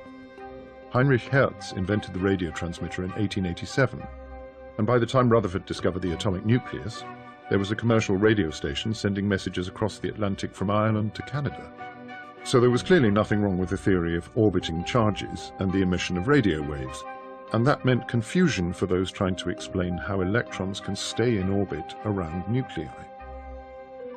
A similarly inexplicable phenomenon was the mystery of the light emitted by atoms when they are heated. As far back as 1853, the Swedish scientist Anders Jonas Ångström discharged a spark through a tube of hydrogen gas and analyzed the emitted light. One might assume that a glowing gas would produce all the colors of the rainbow. After all, what is the sun but a glowing ball of gas? Instead, Ångström observed that hydrogen emits light of three very distinct colors: red, blue-green, and violet, like a rainbow with three pure, narrow arcs. It was soon discovered that each of the chemical elements behaves in this way, emitting a unique barcode of colors. By the time Rutherford's nuclear atom came along, a scientist named Heinrich Gustav Johannes Kaiser had compiled a 6-volume, 5,000-page reference work entitled Handbuch der Spektroskopie, documenting all the shining colored lines from the known elements. The question, of course, was why? Not only why Professor Kaiser, he must have been great fun at dinner parties, but also why the profusion of colored lines? For over 60 years, the science of spectroscopy, as it was known, had been simultaneously an observational triumph and a theoretical wasteland. In March 1912, fascinated by the problem of atomic structure, Danish physicist Niels Bohr traveled to Manchester to meet with Rutherford. He later remarked that trying to decode the inner workings of the atom from the spectroscopic data had been akin to deriving the foundations of biology from the colored wing of a butterfly. Rutherford's solar system atom provided the clue Bohr needed, and by 1913 he had published the first quantum theory of atomic structure. The theory certainly had its problems, but it did contain several key insights that triggered the development of modern quantum theory. Bohr concluded that electrons can only take up certain orbits around the nucleus, with the lowest energy orbit lying closest in. He also said that electrons are able to jump between these orbits. They jump out to a higher orbit when they receive energy, from a spark in a tube, for example, and in time they will fall back down, emitting light in the process. The color of the light is determined directly by the energy difference between the two orbits. Figure 2.1 in the reference PDF illustrates the basic idea. The arrow represents an electron as it jumps from the third energy level down to the second energy level, emitting light represented by the wavy line as it does so. In Bohr's model, the electron is only allowed to orbit the proton in one of these special quantized orbits. Spiraling inwards is simply forbidden. In this way, Bohr's model allowed him to compute the wavelengths, i.e. colors, of light observed by Ångström. They were to be attributed to an electron hopping from the 5th orbit down to the 2nd orbit, the violet light, from the 4th orbit down to the 2nd, the blue-green light, or from the 3rd orbit down to the 2nd, the red light. Bohr's model also correctly predicted that there should be light emitted as a result of electrons hopping down to the 1st orbit. This light is in the ultraviolet part of the spectrum, which is not visible to the human eye, and so it was not seen by Ångström. It had, however, been spotted in 1906 by Harvard physicist Theodore Lyman, and Bohr's model described Lyman's data beautifully. Although Bohr did not manage to extend his model beyond hydrogen, the ideas he introduced could be applied to other atoms. In particular, if one supposes that the atoms of each element have a unique set of orbits, then they will only ever emit light of certain colors. The colors emitted by an atom therefore act like a fingerprint, and astronomers were certainly not slow to exploit the uniqueness of the spectral lines emitted by atoms as a way to determine the chemical composition of the stars. Bohr's model was a good start, but it was clearly unsatisfactory. Just why were electrons forbidden from spiraling inwards, when it was known that they should lose energy by emitting electromagnetic waves, an idea so firmly rooted in reality with the advent of radio? And why are the electron orbits quantized in the first place? And what about the heavier elements beyond hydrogen? How was one to go about understanding their structure? Half-baked though Bohr's theory may have been, it was a crucial step, and an example of how scientists often make progress. There is no point at all in getting completely stuck in the face of perplexing and often quite baffling evidence.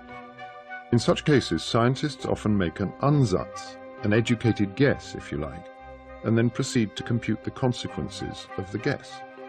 If the guess works, in the sense that the subsequent theory agrees with experiment, then you can go back with some confidence to try to understand your initial guess in more detail. Bohr's Ansatz remained successful but unexplained for 13 years. We will revisit the history of these early quantum ideas as the book unfolds, but for now we leave a mass of strange results and half-answered questions, because this is what the early founders of quantum theory were faced with. In summary, following Planck, Einstein introduced the idea that light is made up of particles, but Maxwell had shown that light also behaves like waves. Rutherford and Bohr led the way in understanding the structure of atoms, but the way that electrons behave inside atoms was not in accord with any known theory. And the diverse phenomena collectively known as radioactivity, in which atoms spontaneously split apart for no discernible reason, remained a mystery, not least because it introduced a disturbingly random element into physics. There was no doubt about it. Something strange was afoot in the subatomic world. The first step towards a consistent, unified answer is widely credited to the German physicist Werner Heisenberg, and what he did represented nothing less than a completely new approach to the theory of matter and forces. In July of 1925, Heisenberg published a paper throwing out the old hodgepodge of ideas and half-theories, including Bohr's model of the atom, and ushered in an entirely new approach to physics. He began, "In this paper, it will be attempted to secure the foundations for a quantum theoretical mechanics, which is exclusively based on relations between quantities which in principle are observable." This is an important step because Heisenberg is saying that the underlying mathematics of quantum theory need not correspond to anything with which we are familiar. The job of quantum theory should be to predict directly observable things, such as the color of the light emitted from hydrogen atoms. It should not be expected to provide some kind of satisfying mental picture for the internal workings of the atom, because this is not necessary, and it may not even be possible. In one fell swoop, Heisenberg removed the conceit that the workings of nature should necessarily accord with common sense. This is not to say that a theory of the subatomic world shouldn't be expected to accord with our everyday experience when it comes to describing the motion of large objects like tennis balls and aircraft. But we should be prepared to abandon the prejudice that small things behave like smaller versions of big things, if this is what our experimental observations dictate. There is no doubt that quantum theory is tricky, and absolutely no doubt that Heisenberg's approach is extremely tricky indeed.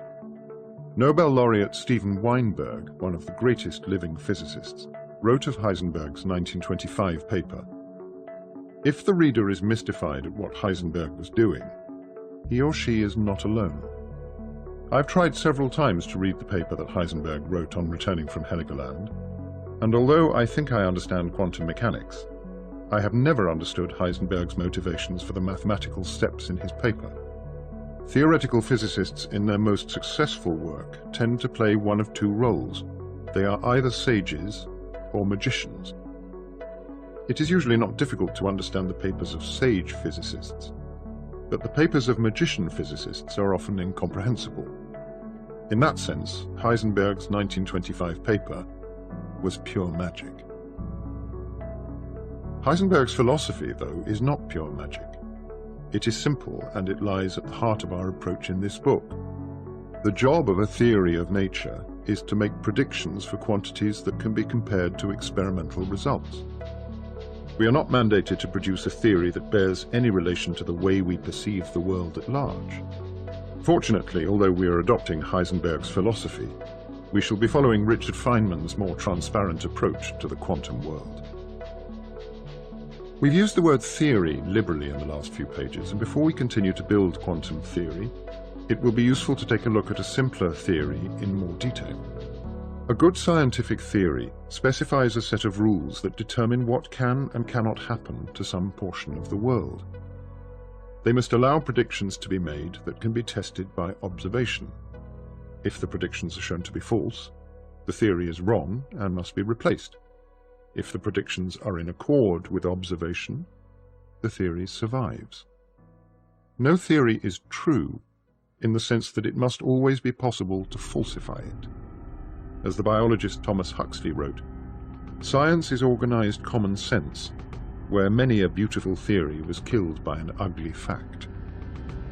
Any theory that is not amenable to falsification is not a scientific theory. Indeed, one might go as far as to say that it has no reliable information content at all.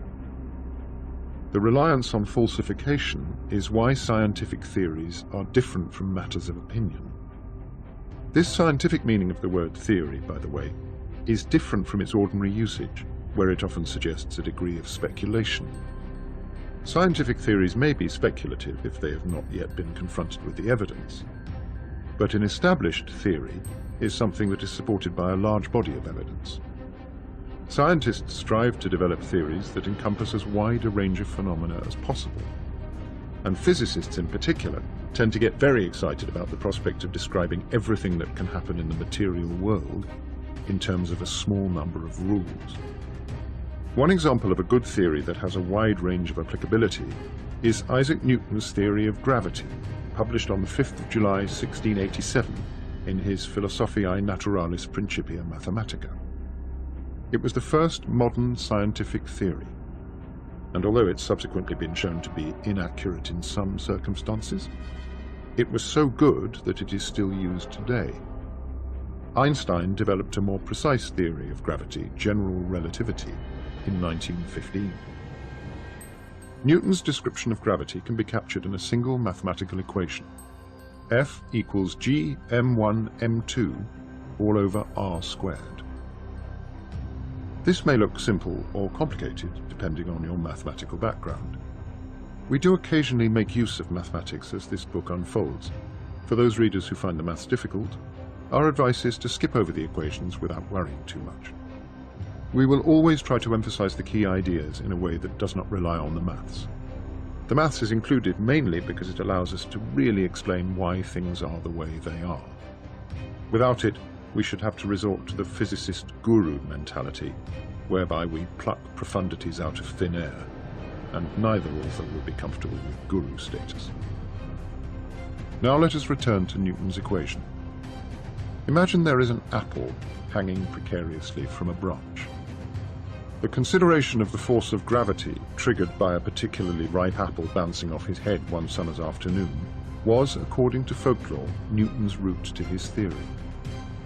Newton said that the apple is subject to the force of gravity which pulls it towards the ground, and that force is represented in the equation by the symbol F.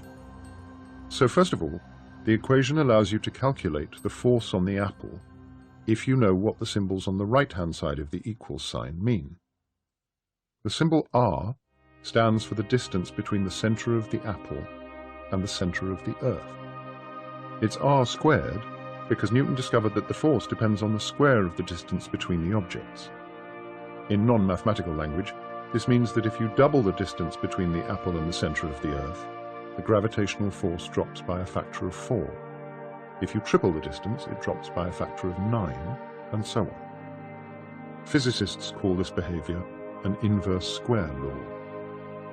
The symbols M1 and M2 stand for the mass of the apple and the mass of the Earth. and their appearance encodes Newton's recognition that the gravitational force of attraction between two objects depends on the product of their masses.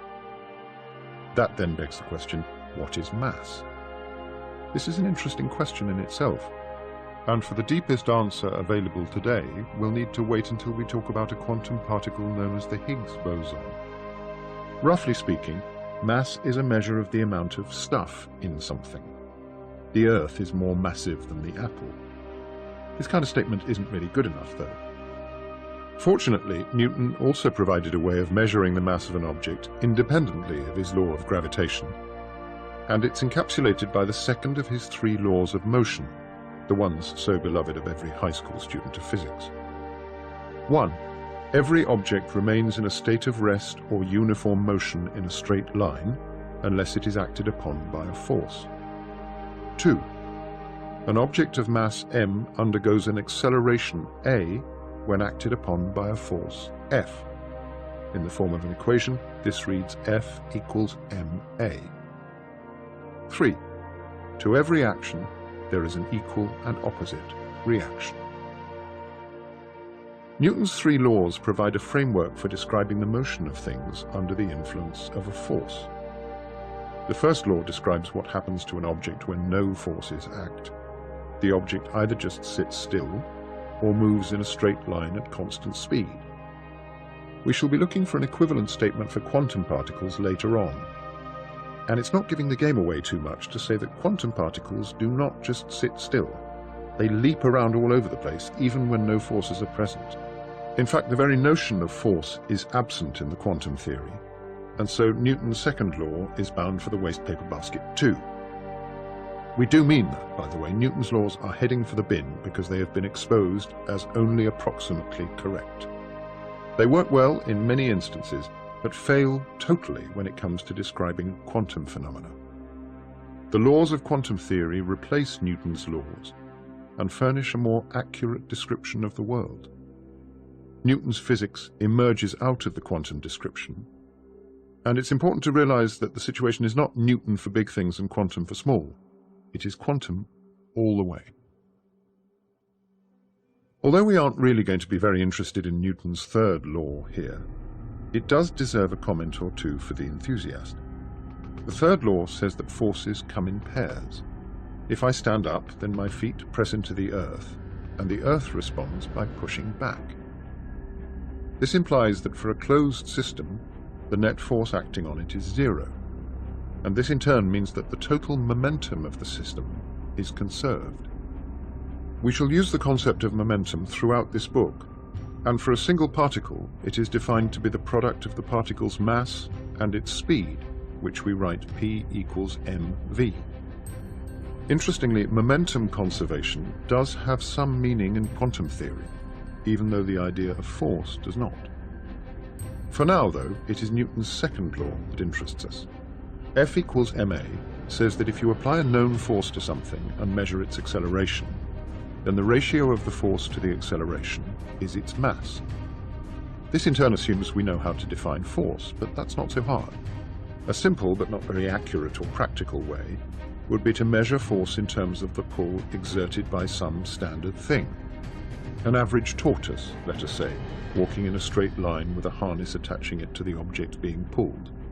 We could term the average tortoise the SI tortoise and keep it in a sealed box in the International Bureau of Weights and Measures in Sèvres, France.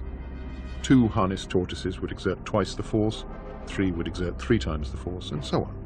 We could then always talk about any push or pull in terms of the number of average tortoises required to generate it.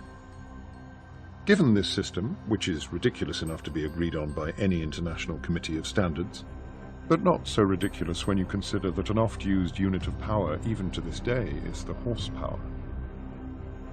We can simply pull an object with a tortoise and measure its acceleration, and this will allow us to deduce its mass using Newton's second law. We can then repeat the process for a second object to deduce its mass, and then we can put both masses into the law of gravity to determine the force between the masses due to gravity. To put a tortoise-equivalent number on the gravitational force between 2 masses, though, we would still need to calibrate the whole system to the strength of gravity itself. and this is where the symbol G comes in.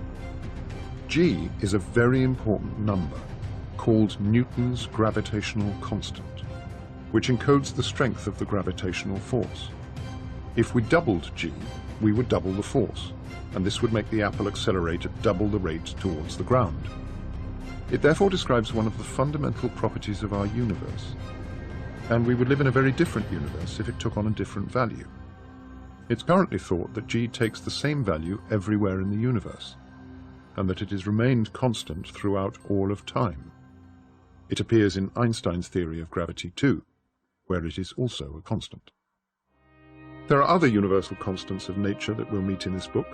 In quantum mechanics, the most important is Planck's constant, named after quantum pioneer Max Planck and given the symbol h.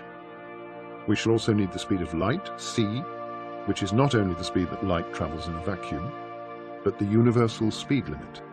It is impossible to travel faster than the speed of light, and certainly not desirable, Woody Allen once said, as one's hat keeps blowing off. Newton's 3 laws of motion and the law of gravitation are all that is needed to understand motion in the presence of gravity. There are no other hidden rules that we did not state. Just these few laws do the trick, and allow us, for example, to understand the orbits of the planets in our solar system. Together, they severely restrict the sort of paths that objects are allowed to take when moving under the influence of gravity. It can be proved using only Newton's laws, but all of the planets, comets, asteroids, and meteors in our solar system are only allowed to move along paths known as conic sections. The simplest of these, and the one that the Earth follows to a very good approximation in its orbit around the Sun, is a circle. More generally, planets and moons move along orbital paths known as ellipses, which are like stretched circles. The other 2 conic sections are known as the parabola and the hyperbola. A parabola is the path that a cannonball takes when fired from the cannon. The final conic section, the hyperbola, is the path that the most distant object ever constructed by humankind is now following outwards to the stars. Voyager 1 is, at the time of writing, around 17,610,000,000 kilometers from the Earth, and traveling away from the solar system at a speed of 538 million kilometers per year. This most beautiful of engineering achievements was launched in 1977 and is still in contact with the Earth, recording measurements of the solar wind on a tape recorder and transmitting them back with a power of 20 watts. Voyager 1 and her sister ship Voyager 2 are inspiring testaments to the human desire to explore our universe. Both spacecraft visited Jupiter and Saturn, and Voyager 2 went on to visit Uranus and Neptune. They navigated the solar system with precision, using gravity to slingshot them beyond the planets and into interstellar space. Navigators here on Earth used nothing more than Newton's laws to plot their courses between the inner and outer planets, and outwards to the stars. Voyager 2 will sail close to Sirius, the brightest star in the skies, in just under 300,000 years. We did all this, and we know all this, because of Newton's theory of gravity and his laws of motion. Newton's laws provide us with a very intuitive picture of the world. As we have seen, they take the form of equations, mathematical relationships between measurable quantities, that allow us to predict with precision how objects move around. Inherent in the whole framework is the assumption that objects are, at any instant, located somewhere, and that as time passes, objects move smoothly around from place to place. This seems so self-evidently true that it's hardly worth commenting upon. But we need to recognize that this is a prejudice. Can we really be sure that things are definitely here or there, and that they are not actually in 2 different places at the same time? Of course, your garden shed is not in any noticeable sense sitting in 2 distinctly different places at once. But how about an electron in an atom? Could that be both here and there? Right now, that kind of suggestion sounds crazy, mainly because we can't picture it in our mind's eye. But it will turn out to be the way things actually work. At this stage in our narrative, all we are doing in making this strange-sounding statement is pointing out that Newton's laws are built on intuition, and that is like a house built on sand as far as fundamental physics is concerned. There's a very simple experiment first conducted by Clinton Davison and Lester Germer at Bell Laboratories in the United States and published in 1927, which shows that Newton's intuitive picture of the world is wrong. Although apples, planets and people certainly appear to behave in a Newtonian way, gliding from place to place in a regular and predictable fashion as time unfolds, their experiment showed that the fundamental building blocks of matter do not behave at all like this. Davison and Germer's paper begins, "The intensity of scattering of a homogeneous beam of electrons of adjustable speed incident upon a single crystal of nickel has been measured as a function of direction." Fortunately, there's a way to appreciate the key content of their findings using a simplified version of their experiment, known as the double-slit experiment. The experiment consists of a source that sends electrons towards a barrier with two small slits, or holes, cut into it. On the other side of the barrier, there is a screen that glows when an electron hits it. It doesn't matter what the source of electrons is, but practically speaking, one can imagine a length of hot wire stretched out along the side of the experiment. Once upon a time, televisions operated using this idea. A stream of electrons generated by a hot wire was gathered, focused into a beam, and deflected by a magnetic field onto a screen that glowed when the electrons hit it. We've sketched the double-slit experiment in Figure 2.2 on the reference PDF. Imagine pointing a camera at the screen and leaving the shutter open to take a long exposure photograph of the little flashes of light emitted as one by one the electrons hit it. A pattern will build up, and the simple question is, what is the pattern? Assuming electrons are simply little particles that behave rather like apples or planets, we might expect the emergent pattern to look something like that shown in Figure 2.2. Some electrons go through the slits, most don't.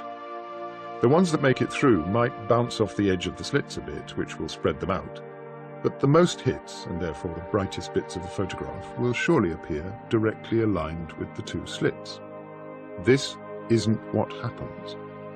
Instead, the picture looks like Figure 2.3, several parallel vertical lines.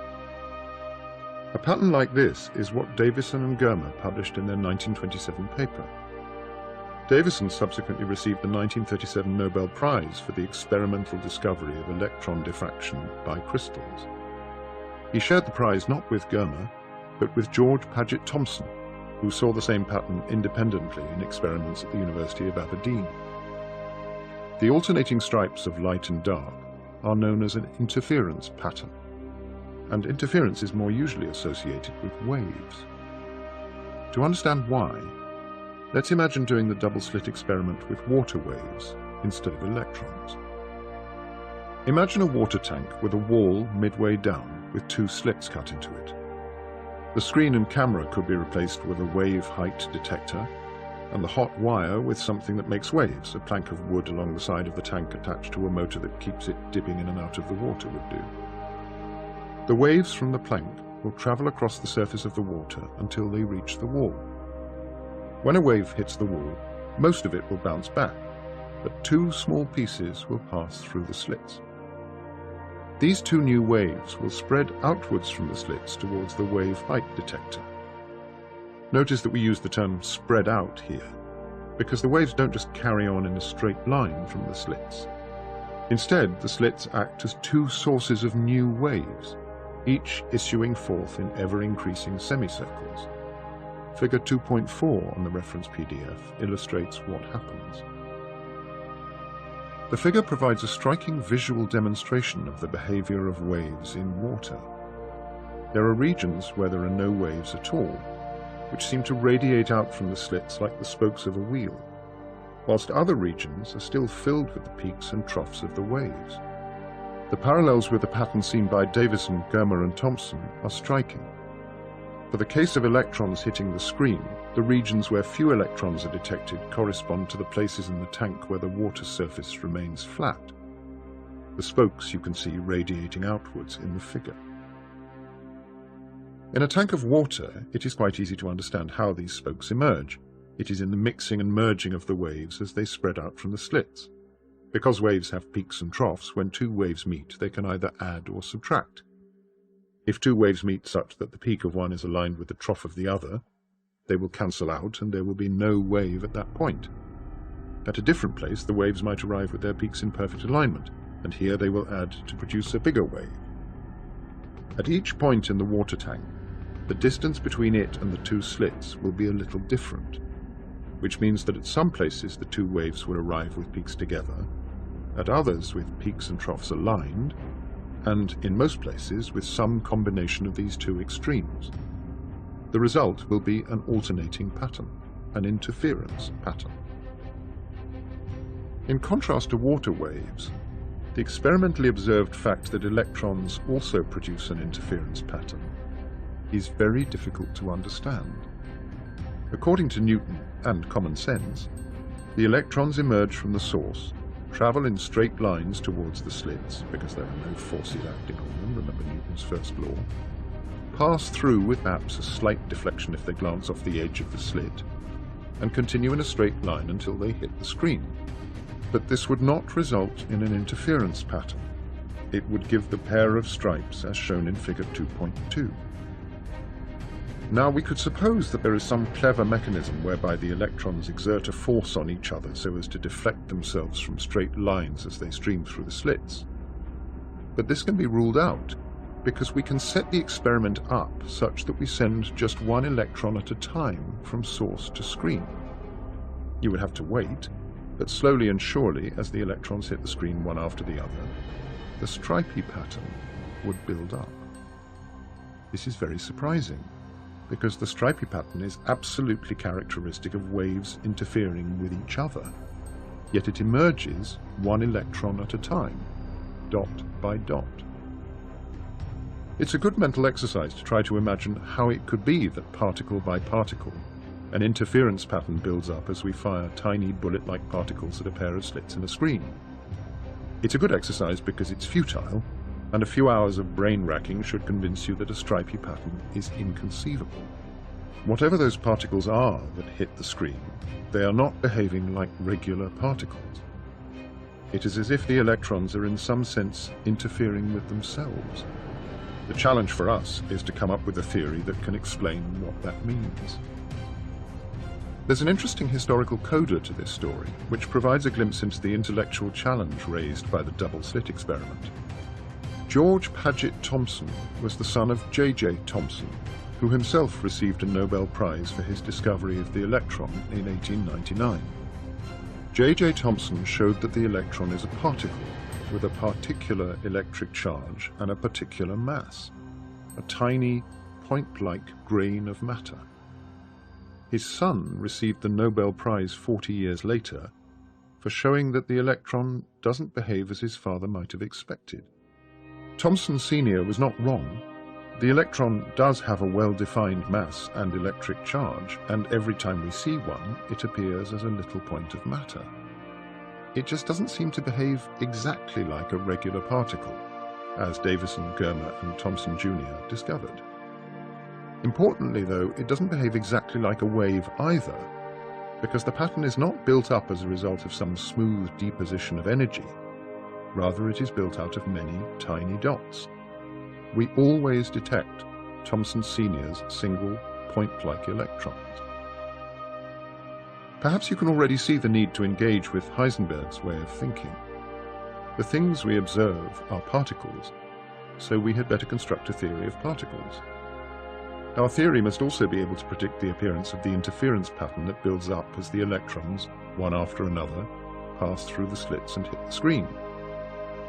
The details of how the electrons travel from source to slits to screen are not something we observe, and therefore need not to be in accord with anything we experience in daily life. Indeed, the electron's journey need not even be something we can talk about at all. All we have to do is find a theory capable of predicting that the electrons hit the screen in the pattern observed in the double-slit experiment. This is what we will do in the next chapter. Lest we lapse into thinking that this is merely a fascinating piece of microphysics that has little relevance to the world at large, we should say that the quantum theory of particles we developed to explain the double-slit experiment will also turn out to be capable of explaining the stability of atoms, the colored light emitted from the chemical elements, radioactive decay, and indeed all of the great puzzles that perplexed scientists at the turn of the 20th century. The fact that our framework describes the way electrons behave when locked away inside matter will also allow us to understand the workings of quite possibly the most important invention of the 20th century, the transistor. In the very final chapter of this book, we will meet a striking application of quantum theory that is one of the great demonstrations of the power of scientific reasoning. The more outlandish predictions of quantum theory usually manifest themselves in the behavior of small things. But because large things are made of small things, there are certain circumstances in which quantum physics is required to explain the observed properties of some of the most massive objects in the universe, the stars.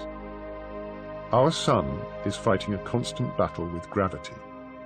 This ball of gas, 1/3 times more massive than our planet, has a gravitational force at its surface that is almost 28 times that at the Earth, which provides a powerful incentive for it to collapse in on itself. The collapse is prevented by the outward pressure generated by nuclear fusion reactions deep within the solar core, as 600 million tons of hydrogen are converted into helium every second.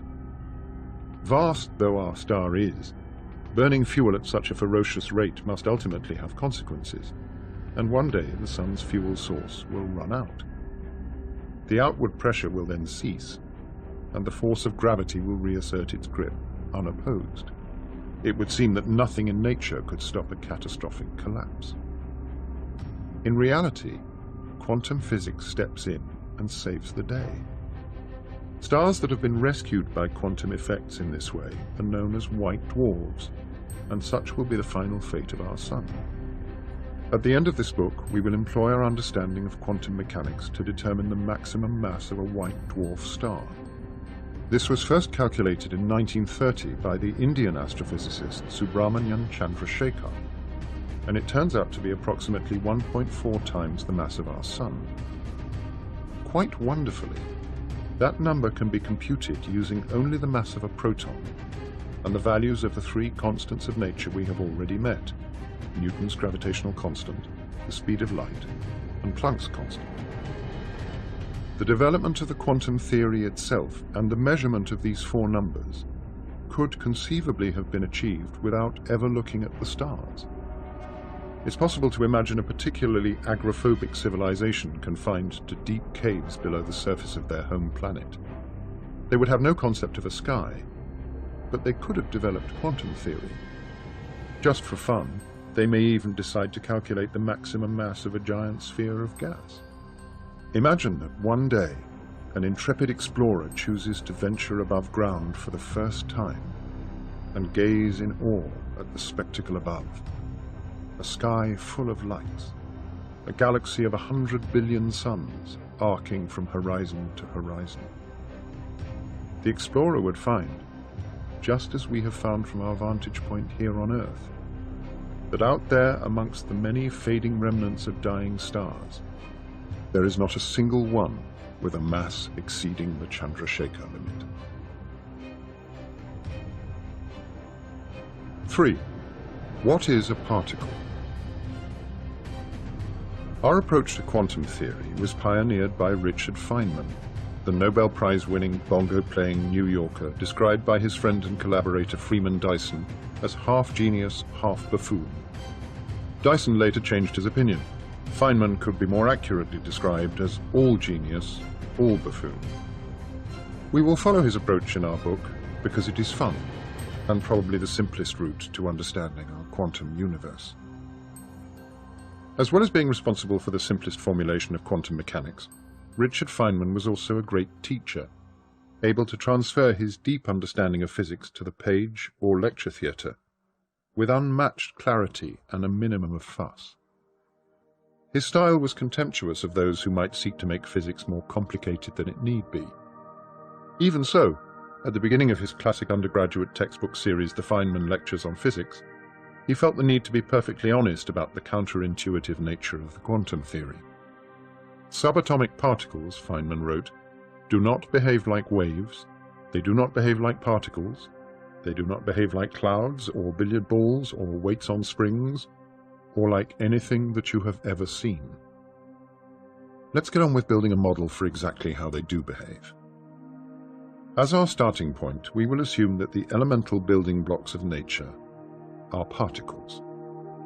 This has been confirmed not only by the double-slit experiment, where the electrons always arrive at specific places on the screen, but by a whole host of other experiments. Indeed, particle physics is not called that for nothing. The question we need to address is, how do particles move around? Of course, the simplest assumption would be that they move in nice straight lines, or curved lines when acted upon by forces, as dictated by Newton. This cannot be correct, though, because any explanation of the double-slit experiment requires that the electrons interfere with themselves when they pass through the slits. And to do that, they must in some sense be spread out. This, therefore, is the challenge. Build a theory of point-like particles such that those same particles are also spread out. This is not as impossible as it sounds. We can do it if we let any single particle be in many places at once. Of course, that may still sound impossible, but the proposition that a particle should be in many places at once is actually a rather clear statement, even if it sounds silly. From now on, we'll refer to these counterintuitive spread-out yet point-like particles as quantum particles. With this, a particle can be in more than one place at once proposal. We are moving away from our everyday experience and into uncharted territory. One of the major obstacles to developing an understanding of quantum physics is the confusion this kind of thinking can engender. To avoid confusion, we should follow Heisenberg and learn to feel comfortable with views of the world that run counter to tangible experience. Feeling uncomfortable can be mistaken for confusion, and very often students of quantum physics continue to attempt to understand what is happening in everyday terms. It is the resistance to new ideas that actually leads to confusion, not the inherent difficulty of the ideas themselves, because the real world simply doesn't behave in an everyday way. We must therefore keep an open mind and not be distressed by all the weirdness. Shakespeare had it right when Hamlet says, "And therefore as a stranger give it welcome. There are more things in heaven and earth, Horatio, than are dreamt of in your philosophy." A good way to begin is to think carefully about the double-slit experiment for water waves. Our aim will be to work out just what it is about waves that causes the interference pattern. We should then make sure that our theory of quantum particles is capable of encapsulating this behavior, so that we can have a chance of explaining the double-slit experiment for electrons. There are two reasons why waves journeying through two slits can interfere with themselves. The first is that the wave travels through both of the slits at once, creating two new waves that head off and mix together. It's obvious that a wave can do this. We have no problem visualizing one long ocean wave rolling to the shore and crashing onto a beach. It is a wall of water, an extended, traveling thing. We are therefore going to need to decide how to make our quantum particle an extended, traveling thing. The second reason is that the two new waves heading out from the slits are able either to add to or to subtract from each other when they mix. This ability for two waves to interfere is clearly crucial in explaining the interference pattern. The extreme case is when the peak of one wave coincides with the trough of another, in which case they completely cancel each other out. So we are also going to need to allow our quantum particle to interfere somehow with itself. The double-slit experiment connects the behavior of electrons and the behavior of waves. So let us see how far we can push the connection. Take a look at figure 3.1 in the reference PDF. And for the time being, ignore the lines joining A to E and B to F, and concentrate on the waves. The figure could then describe a water tank, with the wavy lines representing from left to right how a water wave rolls its way across the tank. Imagine taking a photograph of the tank just after a plank of wood has splashed in on the left-hand side to make a wave. The snapshot would reveal the newly formed wave that extends from top to bottom in the picture. All the water in the rest of the tank would be calm. A second snapshot taken a little later reveals that the water wave has moved towards the slits, leaving flat water behind it. Later still, the water wave passes through the pair of slits and generates the stripy interference pattern illustrated by the wavy lines on the far right. Now let us reread that last paragraph, but replace water wave with electron wave, whatever that may mean. An electron wave, suitably interpreted, has the potential to explain the stripy pattern we want to understand as it rolls through the experiment like a water wave. But we do need to explain why the electron pattern is made up of tiny dots as the electrons hit the screen one by one. At first sight, that seems in conflict with the idea of a smooth wave. But it is not. The clever bit is to realize that we can offer an explanation if we interpret the electron wave not as a real material disturbance, as is the case with a water wave, but rather as something that simply informs us where the electron is likely to be found. Notice we said the electron, because the wave is to describe the behavior of a single electron. That way we have a chance of explaining how these dots emerge. This is an electron wave and not a wave of electrons. We must never fall into the trap of thinking otherwise. If we imagine a snapshot of a wave at some instant in time, then we want to interpret it such that where the wave is largest, the electron is most likely to be found, and where the wave is smallest, the electron is least likely to be found. When the wave finally reaches the screen, a little spot appears and informs us of the location of the electron. The sole job of the electron wave is to allow us to compute the odds that the electron hits the screen at some particular place. If we do not worry about what the electron wave actually is, then everything is straightforward, because once we know the wave, then we can say where the electron is likely to be.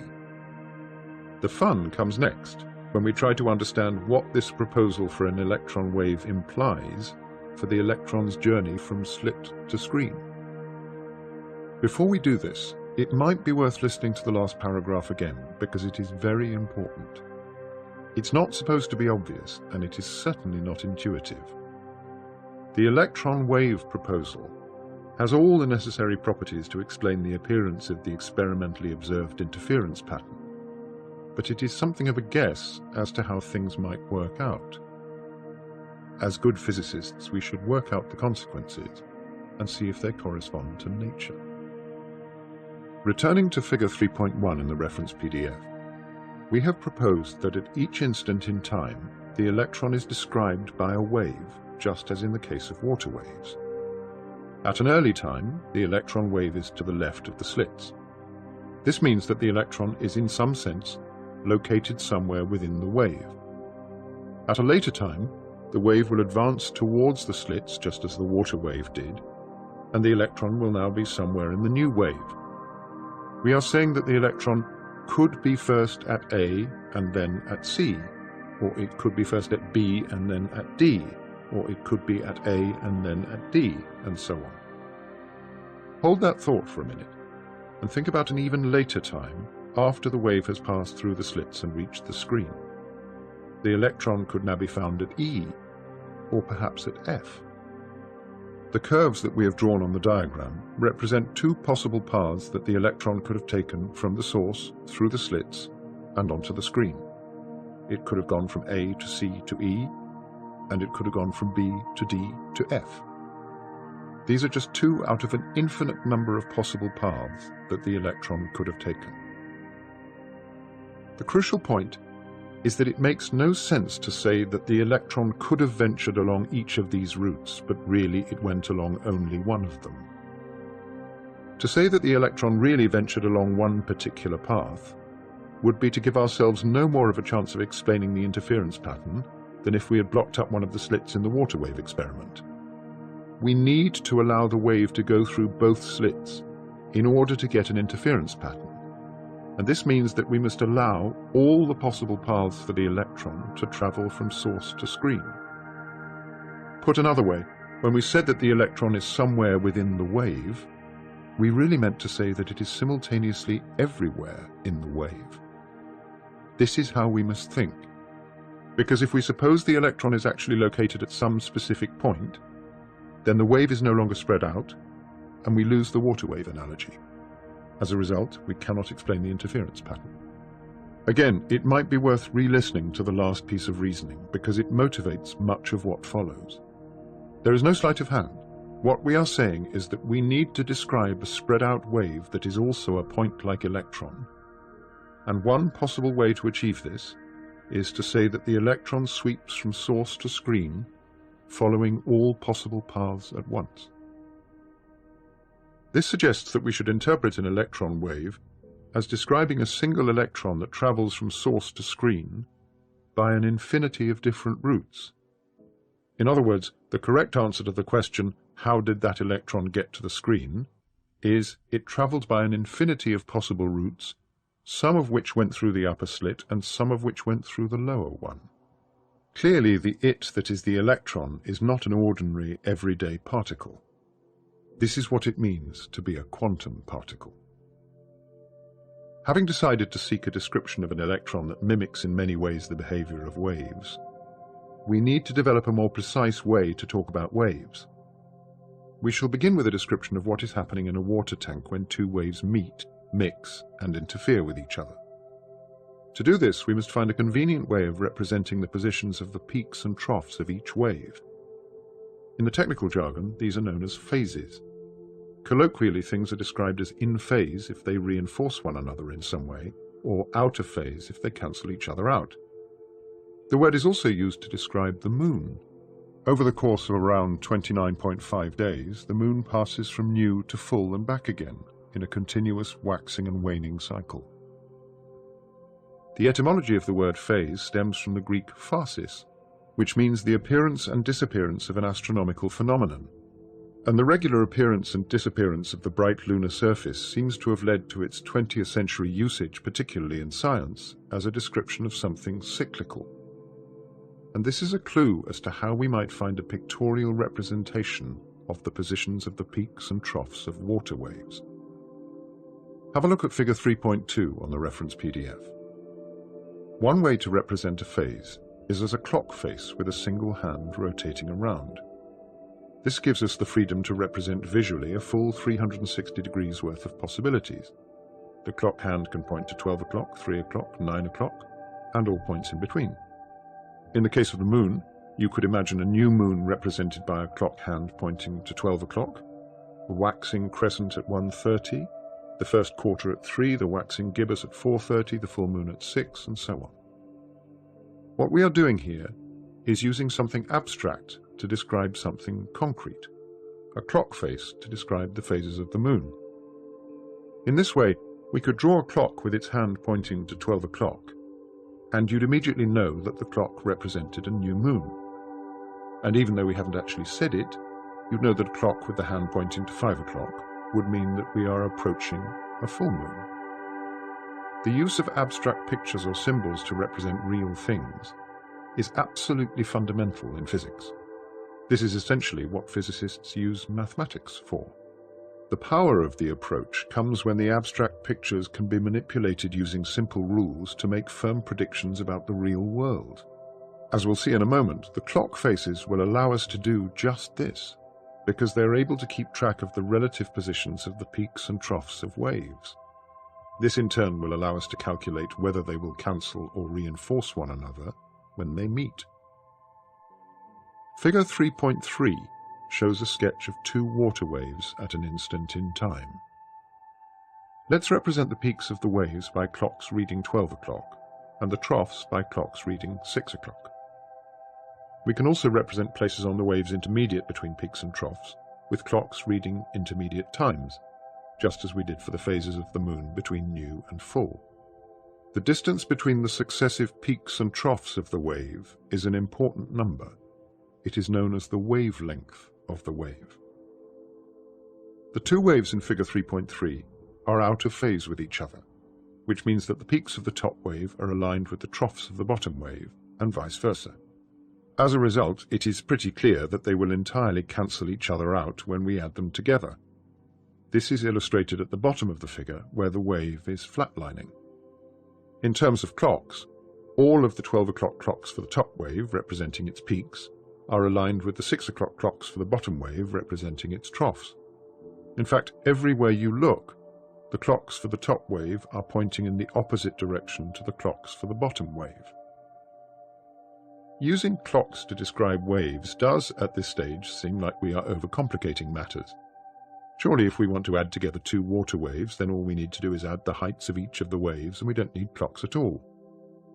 This is certainly true for water waves. But we are not being perverse, and we have introduced the clocks for a very good reason. We will discover soon enough that the extra flexibility they allow is absolutely necessary when we come to use them to describe quantum particles.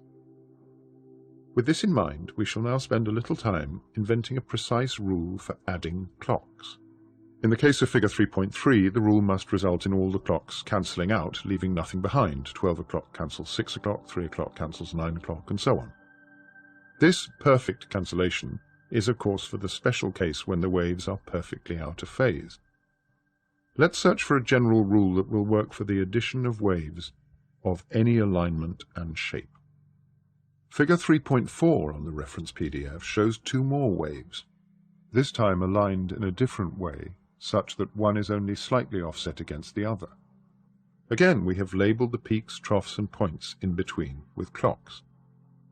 Now the 12 o'clock clock of the top wave is aligned with the 3 o'clock clock of the bottom wave. We are going to state a rule that allows us to add these two clocks together. The rule is that we take the two hands and stick them together head to tail. We then complete the triangle by drawing a new hand, joining the other two hands together. We have sketched this recipe in figure 3.5 in the reference PDF. The new hand will be a different length to the other two and point in a different direction. It is a new clock face, which is the sum of the other two. We can be more precise now, and use simple trigonometry to calculate the effect of adding together any specific pair of clocks.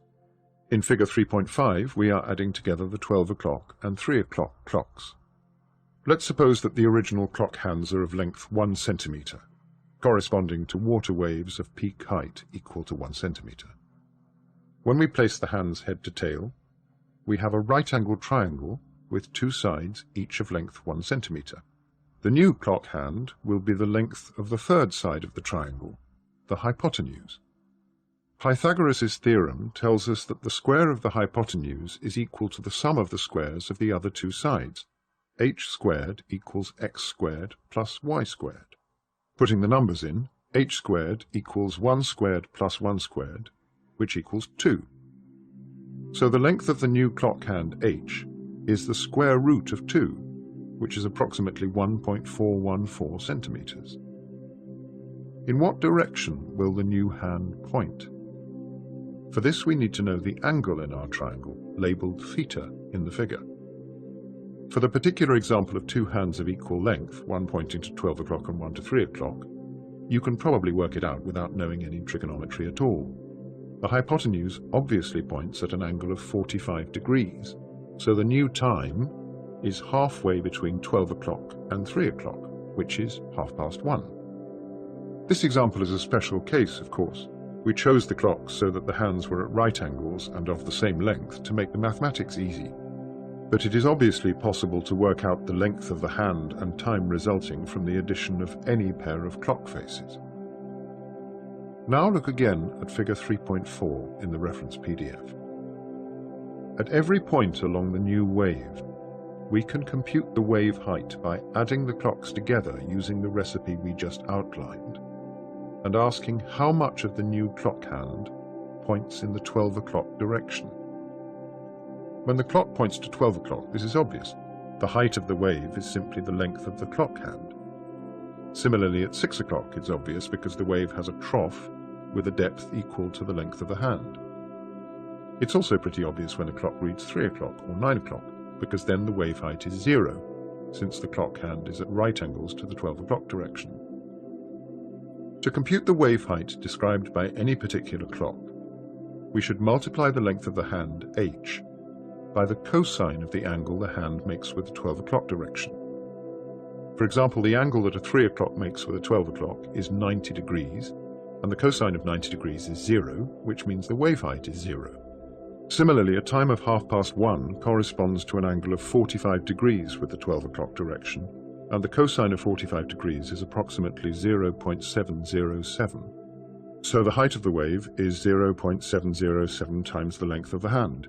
Notice that 0.707 is 1 over root 2. If your trigonometry is not up to those last few sentences, then you can safely ignore the details. It's the principle that matters, which is that given the length of a clock hand and its direction, you can go ahead and calculate the wave height. And even if you don't understand trigonometry, you could make a good stab at it by carefully drawing the clock hands and projecting onto the 12 o'clock direction using a ruler. We would like to make it very clear to any students reading this book that we do not recommend this course of action. Sines and cosines are useful things to understand. That's the rule for adding clocks, and it works a treat, as illustrated in the bottom of the 3 pictures in figure 3.4, where we have repeatedly applied the rule for various points along the waves. In this description of water waves, all that ever matters is the projection of the time in the 12 o'clock direction, corresponding to just one number, the wave height. That is why the use of clocks is not really necessary when it comes to describing water waves. Take a look at the 3 clocks in figure 3.6. They all correspond to the same wave height, and so they provide equivalent ways of representing the same height of water. But clearly they are different clocks. And as we shall see, these differences do matter when we come to use them to describe quantum particles, because for them, the length of the clock hand, or equivalently the size of the clock, has a very important interpretation. At some points in this book, and at this point especially, things are abstract. To keep ourselves from succumbing to dizzying confusion, we should remember the bigger picture. The experimental results of Davison, Germer, and Thomson, and their similarity with the behavior of water waves, have inspired us to make an ansatz. We should represent a particle by a wave, and the wave itself can be represented by lots of clocks. We imagine that the electron wave propagates like a water wave, but we haven't explained how that works in any detail. But then we never said how the water wave propagates either. All that matters for the moment is that we recognize the analogy with water waves, and the notion that the electron is described at any instant by a wave that propagates and interferes like water waves do. In the next chapter we will do better than this, and be more precise about how an electron actually moves around as time unfolds. In doing that, we will be led to a host of treasures, including Heisenberg's famous uncertainty principle. Before we move on to that, we want to spend a little time talking about the clocks that we are proposing to represent the electron wave. We emphasize that these clocks are not real in any sense, and their hour hand has absolutely nothing to do with what time of day it is. This idea of using an array of little clocks to describe a real physical phenomenon is not so bizarre a concept as it may seem. Physicists use similar techniques to describe many things in nature, and we've already seen how they can be used to describe water waves. Another example of this type of abstraction is the description of the temperature in a room, which can be represented using an array of numbers. The numbers do not exist as physical objects any more than our clocks do. Instead, the set of numbers and their association with points is simply a convenient way of representing the temperature. Physicists call this mathematical structure a field. The temperature field is simply an array of numbers, one for every point. In the case of a quantum particle, the field is more complicated because it requires a clock face at each point rather than a single number. This field is usually called the wave function of the particle. The fact that we need an array of clocks for the wave function, whilst a single number would suffice for the temperature field or for water waves, is an important difference. In physics jargon, the clocks are there because the wave function is a complex field, whilst the temperature or water wave heights are both real fields. We shall not need any of this language, because we can work with the clock faces. For those who are familiar with mathematics, just exchange the words as follows: clock for complex number, size of the clock for modulus of the complex number, and the direction of the hour hand for the phase. The rule for adding clocks is nothing more than the rule for adding complex numbers. We should not worry that we have no direct way to sense a wave function, in contrast to a temperature field. The fact that it is not something we can touch, smell, or see directly is irrelevant. Indeed, we would not get very far in physics if we decided to restrict our description of the universe to things we can directly sense. In our discussion of the double-slit experiment for electrons, we said that the electron wave is largest where the electron is most likely to be. This interpretation allowed us to appreciate how the stripy interference pattern can be built up dot by dot as the electrons arrive. But this is not a precise enough statement for our purposes now. We want to know what the probability is to find an electron at a particular point. We want to put a number on it. This is where the clocks become necessary, because the probability that we want is not simply the wave height. The correct thing to do is to interpret the square of the length of the clock hand as the probability to find the particle at the site of the clock. This is why we need the extra flexibility that the clocks give us over simple numbers. That interpretation is not meant to be at all obvious, and we cannot offer any good explanation for why it is correct. In the end, we know that it is correct because it leads to predictions that agree with experimental data. This interpretation of the wave function was one of the thorny issues facing the early pioneers of quantum theory. The wave function, that is our cluster of clocks, was introduced into quantum theory in a series of papers published in 1926 by the Austrian physicist Erwin Schrödinger. His paper of the 21st of June contains an equation that should be etched into the mind of every undergraduate physics student. It is known, naturally enough, as the Schrödinger equation. I, h bar, times the partial derivative of psi with respect to time equals capital H psi. The Greek symbol psi represents the wave function, and the Schrödinger equation describes how it changes as time passes. The details of the equation are irrelevant for our purposes because we're not going to follow the Schrödinger approach in this book. What's interesting, though, is that although Schrödinger wrote down the correct equation for the wave function, he initially got the interpretation wrong. It was Max Born, one of the oldest of the physicists working on the quantum theory in 1926, who at the grand old age of 43 gave the correct interpretation in a paper submitted just 4 days after Schrödinger's. We mention his age because quantum theory during the mid-1920s gained the nickname Knabenphysik, boy physics, because so many of the key protagonists were young. In 1925, Heisenberg was 23, Wolfgang Pauli, whose famous exclusion principle we shall meet later on, was 22, as was Paul Dirac, the British physicist, who first wrote down the correct equation describing the electron.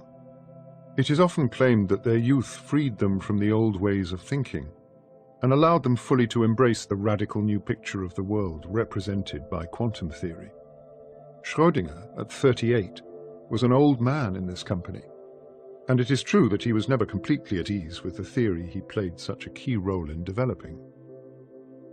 Born's radical interpretation of the wave function, for which he received the Nobel Prize for Physics in 1954, was that the square of the length of the clock hand at a particular point represents the probability of finding a particle there. For example, if the hour hand on the clock located at some place has a length of 0.1, then squaring this gives 0.01.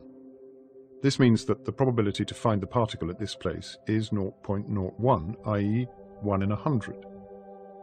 You might ask why Born didn't just square the clocks up in the first place, so that in the last example the clock hand would itself have a length of 0.01. That will not work, because to account for interference we're going to want to add clocks together.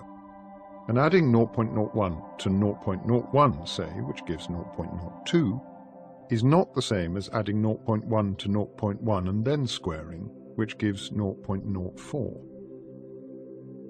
We can illustrate this key idea in quantum theory with another example. Imagine doing something to a particle such that it is described by a specific array of clocks. Also imagine we have a device that can measure the location of particles. A simple to imagine, but not so simple to build device might be a little box that we can rapidly erect around any region of space. If the theory says that the chance of finding a particle at some point is 0.01, because the clock hand at that point has length 0.1, then when we erect the box around that point, we have a 1 in 100 chance of finding the particle inside the box afterwards. This means that it is unlikely that we'll find anything in the box. However, if we are able to reset the experiment by setting everything up such that the particle is once again described by the same initial set of clocks, then we could redo the experiment as many times as we wish. Now, for every 100 times we look in the box, we should, on average, discover that there is a particle inside it once. It will be empty the remaining 99 times. The interpretation of the squared length of the clock hand as the probability to find a particle at a particular place is not particularly difficult to grasp, but it does seem as if we, or to be more precise, Max Born, plucked it out of the blue. And indeed, from a historical perspective, it proved very difficult for some great scientists, Einstein and Schrödinger among them, to accept. Looking back on the summer of 1926, 50 years later, Dirac wrote, "This problem of getting the interpretation proved to be rather more difficult than just working out the equations." Despite this difficulty, it is noteworthy that by the end of 1926, the spectrum of light emitted from the hydrogen atom, one of the great puzzles of 19th century physics, had already been computed using both Heisenberg's and Schrödinger's equations. Dirac eventually proved that their two approaches were in all cases entirely equivalent. Einstein famously expressed his objection to the probabilistic nature of quantum mechanics in a letter to Born in December 1926. "The theory says a lot, but does not really bring us any closer to the secret of the old one. I, at any rate, am convinced that he is not playing at dice." The issue was that, until then, it had been assumed that physics was completely deterministic. Of course, the idea of probability is not exclusive to quantum theory. It's regularly used in a variety of situations, from gambling on horse races to the science of thermodynamics, upon which whole swathes of Victorian engineering rested. But the reason for this is a lack of knowledge about the part of the world in question, rather than something fundamental. Think about tossing a coin, the archetypal game of chance. We are all familiar with probability in this context. If we toss the coin 100 times, we expect, on average, that 50 times it will land heads and 50 times tails. Pre-quantum theory, we were obliged to say that if we knew everything there is to know about the coin, the precise way we tossed it into the air, the pull of gravity, the details of little air currents that swish through the room, the temperature of the air, etc., then we could, in principle, work out whether the coin would land heads or tails. The emergence of probabilities in this context is therefore a reflection of our lack of knowledge about the system, rather than something intrinsic to the system itself. The probabilities in quantum theory are not like this at all. They are fundamental. It is not the case that we can only predict the probability of a particle being in one place or another because we are ignorant. We can't, even in principle, predict what the position of a particle will be. What we can predict with absolute precision is the probability that a particle will be found in a particular place if we look for it. More than that, we can predict with absolute precision how this probability changes with time. Born expressed this beautifully in 1926. The motion of particles follows probability laws, but the probability itself propagates according to the law of causality. This is exactly what Schrödinger's equation does. It is an equation that allows us to calculate exactly what the wave function will look like in the future, given what it looks like in the past. In that sense, it is analogous to Newton's laws. The difference is that whilst Newton's laws allow us to calculate the position and speed of particles at any particular time in the future, quantum mechanics allows us to calculate only the probability that they will be found at a particular place. This loss of predictive power was what bothered Einstein and many of his colleagues. With the benefit of over 80 years of hindsight and a great deal of hard work, the debate now seems somewhat redundant, and it's easy to dismiss it with the statement that Born, Heisenberg, Pauli, Dirac and others were correct, and Einstein, Schrödinger and the old guard were wrong. But it was certainly possible back then to believe that quantum theory was incomplete in some way, and that the probabilities appear just as in thermodynamics or coin tossing, because there is some information about the particles that we are missing. Today, that idea gains little purchase. Theoretical and experimental progress indicate that nature really does use random numbers, and the loss of certainty in predicting the positions of particles is an intrinsic property of the physical world. Probabilities are the best we can do. 4. Everything that can happen does happen. We've now set up a framework within which we can explore quantum theory in detail. The key ideas are very simple in their technical content, but tricky in the way they challenge us to confront our prejudices about the world. We have said that a particle is to be represented by lots of little clocks dotted around, and that the length of the clock hand at a particular place, squared, represents the probability that the particle will be found at that place. The clocks are not the main point. They are a mathematical device we'll use to keep track of the odds on finding a particle somewhere. We also gave a rule for adding clocks together, which is necessary to describe the phenomenon of interference.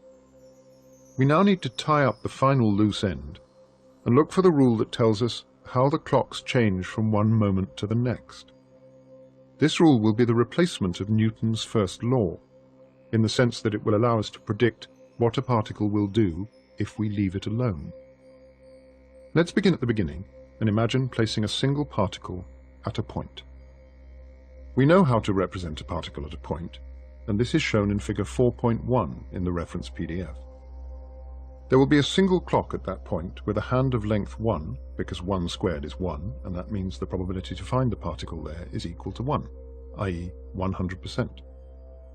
Let's suppose that the clock reads 12 o'clock, although this choice is completely arbitrary. As far as the probability is concerned, the clock hand can point in any direction, but we have to choose something to start with, so 12 o'clock will do. The question we want to answer is the following. What is the chance that the particle will be located somewhere else at a later time? In other words, how many clocks do we have to draw, and where do we have to place them at the next moment? To Isaac Newton, this would have been a very dull question. If we place a particle somewhere and do nothing to it, then it's not going to go anywhere. But nature says, quite categorically, that this is simply wrong. In fact, Newton could not be more wrong. Here is the correct answer.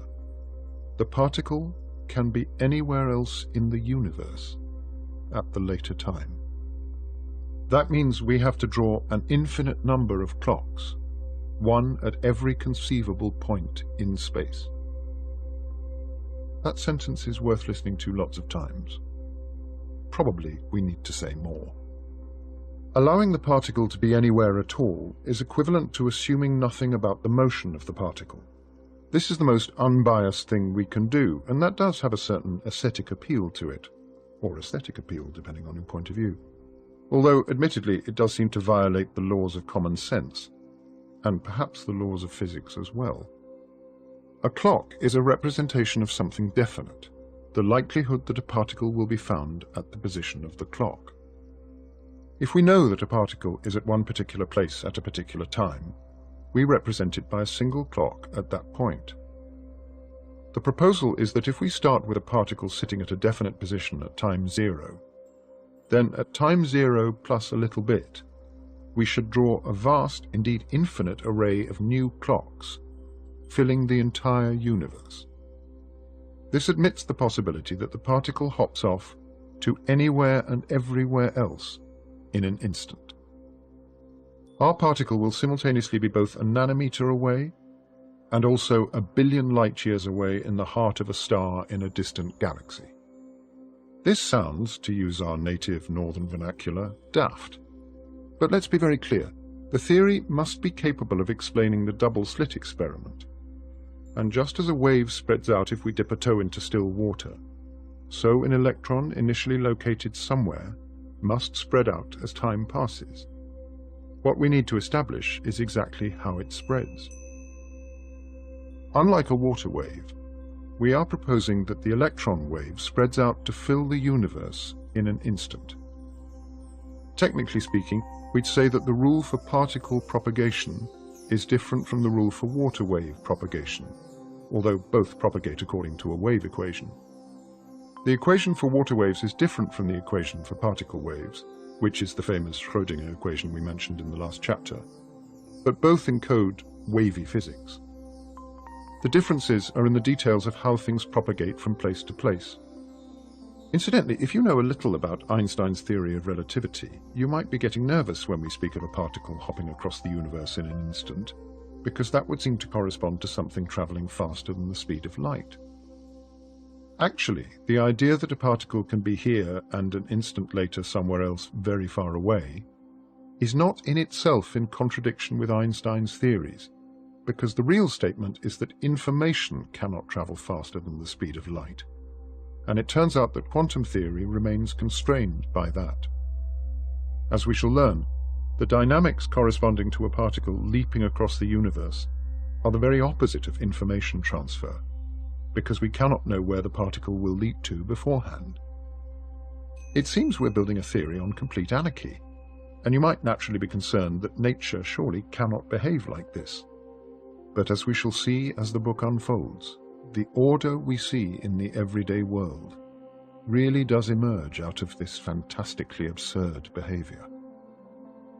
If you're having trouble swallowing this anarchic proposal, that we have to fill the entire universe with little clocks in order to describe the behavior of a single subatomic particle from one moment to the next, then you are in good company. Lifting the veil on quantum theory and attempting to interpret its inner workings is baffling to everyone.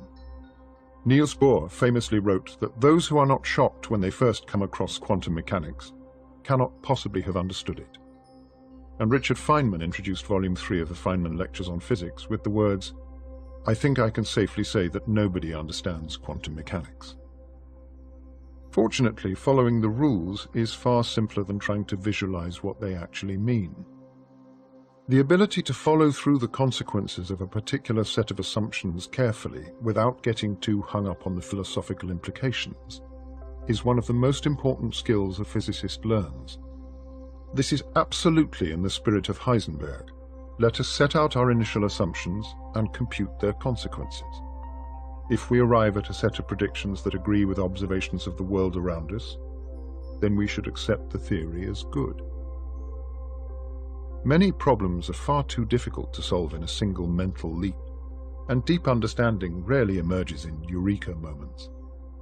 The trick is to make sure that you understand each little step, and after a sufficient number of steps, the bigger picture should emerge.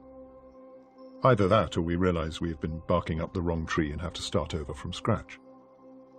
The little steps we've outlined so far are not difficult in themselves, but the idea that we have decided to take a single clock and turn it into an infinity of clocks is certainly a tricky concept, especially if you try to imagine drawing them all.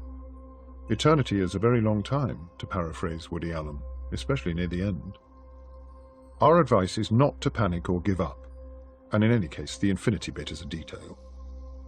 Our next task is to establish the rule that tells us what all those clocks should actually look like at some time after we laid down the particle.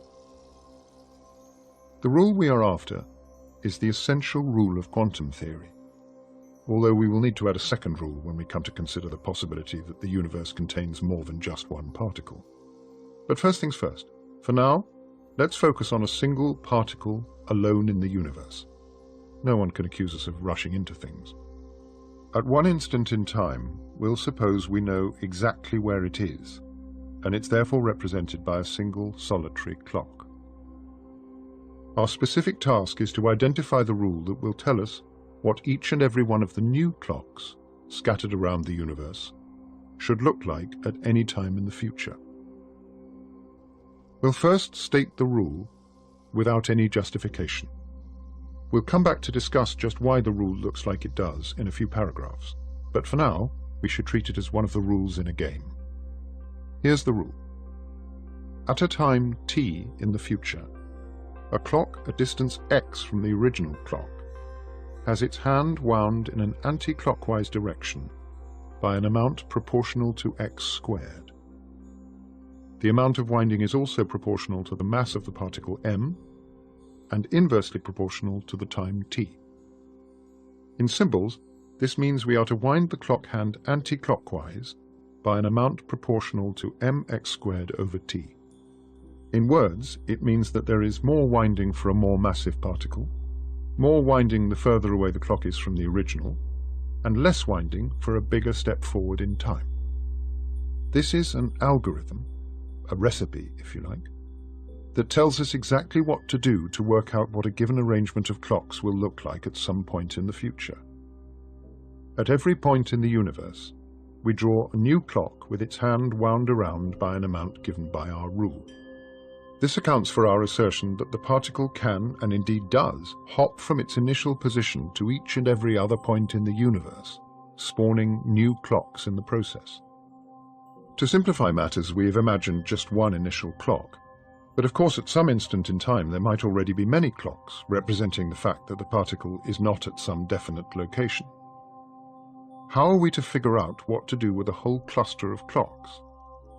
The answer is that we are to do what we did for one clock, and repeat that for each and every one of the clocks in the cluster. Figure 4.2 in the reference PDF illustrates this idea. The initial set of clocks are represented by the little circles, and the arrows indicate that the particle hops from the site of every initial clock to the point x, depositing a new clock in the process. Of course, this delivers one new clock to x for every initial clock, and we must add all these clocks together in order to construct the final definitive clock at x. The size of this final clock's hand gives us the chance of finding the particle at x at the later time. It is not so strange that we should be adding clocks together when several arrive at the same point.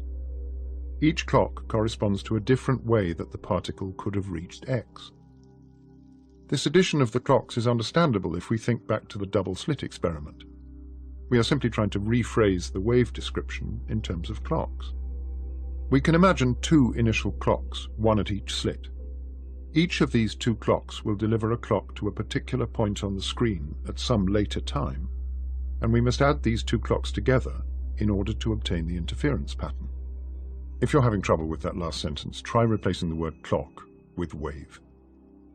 In summary, therefore, the rule to calculate what the clock looks like at any point is to transport all the initial clocks to that point one by one, and then add them together using the addition rule we encountered in the previous chapter.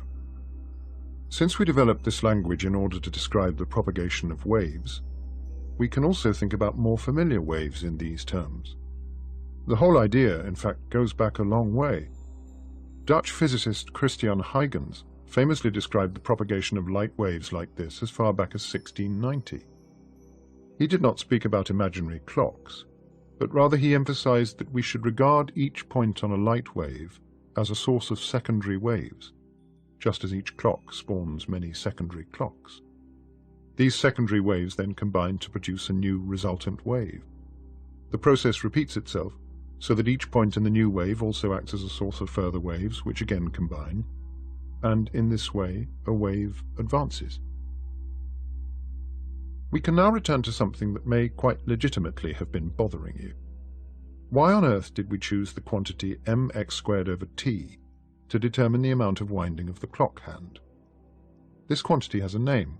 It is known as the action, and it has a long and venerable history in physics. Nobody really understands why nature makes use of it in such a fundamental way, which means that nobody can really explain why these clocks get wound round by the amount they do. Which somewhat begs the question, how did anyone realize it was so important in the first place? The action was first introduced by the German philosopher and mathematician Gottfried Leibniz in an unpublished work written in 1669, although he did not find a way to use it to make calculations. It was reintroduced by the French scientist Pierre-Louis Moreau de Maupertuis in 1744, and subsequently used to formulate a new and powerful principle of nature by his friend, the mathematician Leonhard Euler.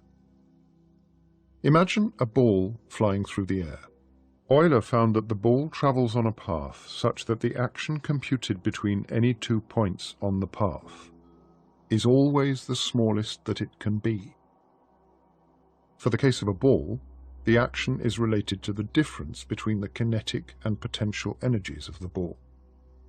The kinetic energy is equal to mv squared over 2, and the potential energy is mgh, when the ball is a height h above the ground. G is the rate at which all objects accelerate in the vicinity of the Earth. The action is their difference integrated between the times associated with the 2 points on the path. This is known as the principle of least action, and it can be used to provide an alternative to Newton's laws of motion. At first sight, it's a rather odd principle, because in order to fly in a way that minimizes the action, the ball would seem to have to know where it is going before it gets there. How else could it fly through the air such that when everything is done, the quantity called the action is minimized? Phrased in this way, the principle of least action sounds teleological. That is to say, things appear to happen in order to achieve a pre-specified outcome. Teleological ideas generally have a rather bad reputation in science, and it's easy to see why. In biology, a teleological explanation for the emergence of complex creatures would be tantamount to an argument for the existence of a designer, whereas Darwin's theory of evolution by natural selection provides a simpler explanation that fits the available data beautifully. There is no teleological component to Darwin's theory. Random mutations produce variations in organisms, and external pressures from the environment and other living things determine which of these variations are passed on to the next generation. This process alone can account for the complexity we see in life on Earth today. In other words, there is no need for a grand plan, and no gradual ascent of life towards some sort of perfection. Instead, the evolution of life is a random walk, generated by the imperfect copying of genes in a constantly shifting external environment. The Nobel Prize-winning French biologist Jacques Monod went so far as to define a cornerstone of modern biology as the systematic or axiomatic denial that scientific knowledge can be obtained on the basis of theories that involve, explicitly or not, a teleological principle. As far as physics is concerned, there is no debate as to whether or not the least action principle actually works, for it allows calculations to be performed that correctly describe nature, and it is a cornerstone of physics. It can be argued that the least action principle is not teleological at all, but the debate is in any case neutralized once we have a grasp of Feynman's approach to quantum mechanics. The ball flying through the air knows which path to choose, because it actually, secretly, explores every possible path. How was it discovered that the rule for winding the clocks should have anything to do with this quantity called the action? From a historical perspective, Dirac was the first to search for a formulation of quantum theory that involved the action. But rather eccentrically, he chose to publish his research in a Soviet journal to show his support for Soviet science. The paper, entitled The Lagrangian in Quantum Mechanics, was published in 1933 and languished in obscurity for many years. In the spring of 1941, the young Richard Feynman had been thinking about how to develop a new approach to quantum theory using the Lagrangian formulation of classical mechanics, which is the formulation derived from the principle of least action. He met Herbert Jahler, a visiting physicist from Europe, at a beer party in Princeton one evening, and, as physicists tend to do when they've had a few drinks, they began discussing research ideas. Jahler remembered Dirac's obscure paper, and the following day they found it in the Princeton library. Feynman immediately started calculating using Dirac's formalism, and in the course of an afternoon, with Jahler looking on, he found that he could derive the Schrödinger equation from an action principle. This was a major step forward, although Feynman initially assumed that Dirac must have done the same, because it was such an easy thing to do. Easy, that is, if you're Richard Feynman. Feynman eventually asked Dirac whether he'd known that with a few additional mathematical steps, his 1933 paper could be used in this way. Feynman later recalled that Dirac, lying on the grass in Princeton after giving a rather lackluster lecture, simply replied, "No, I didn't know. That's interesting." Dirac was one of the greatest physicists of all time, but a man of few words. Eugene Wigner, himself one of the greats, commented that Feynman is a second Dirac, only this time human. To recap, we have stated a rule that allows us to write down the whole array of clocks representing the state of a particle at some instant in time. It's a bit of a strange rule.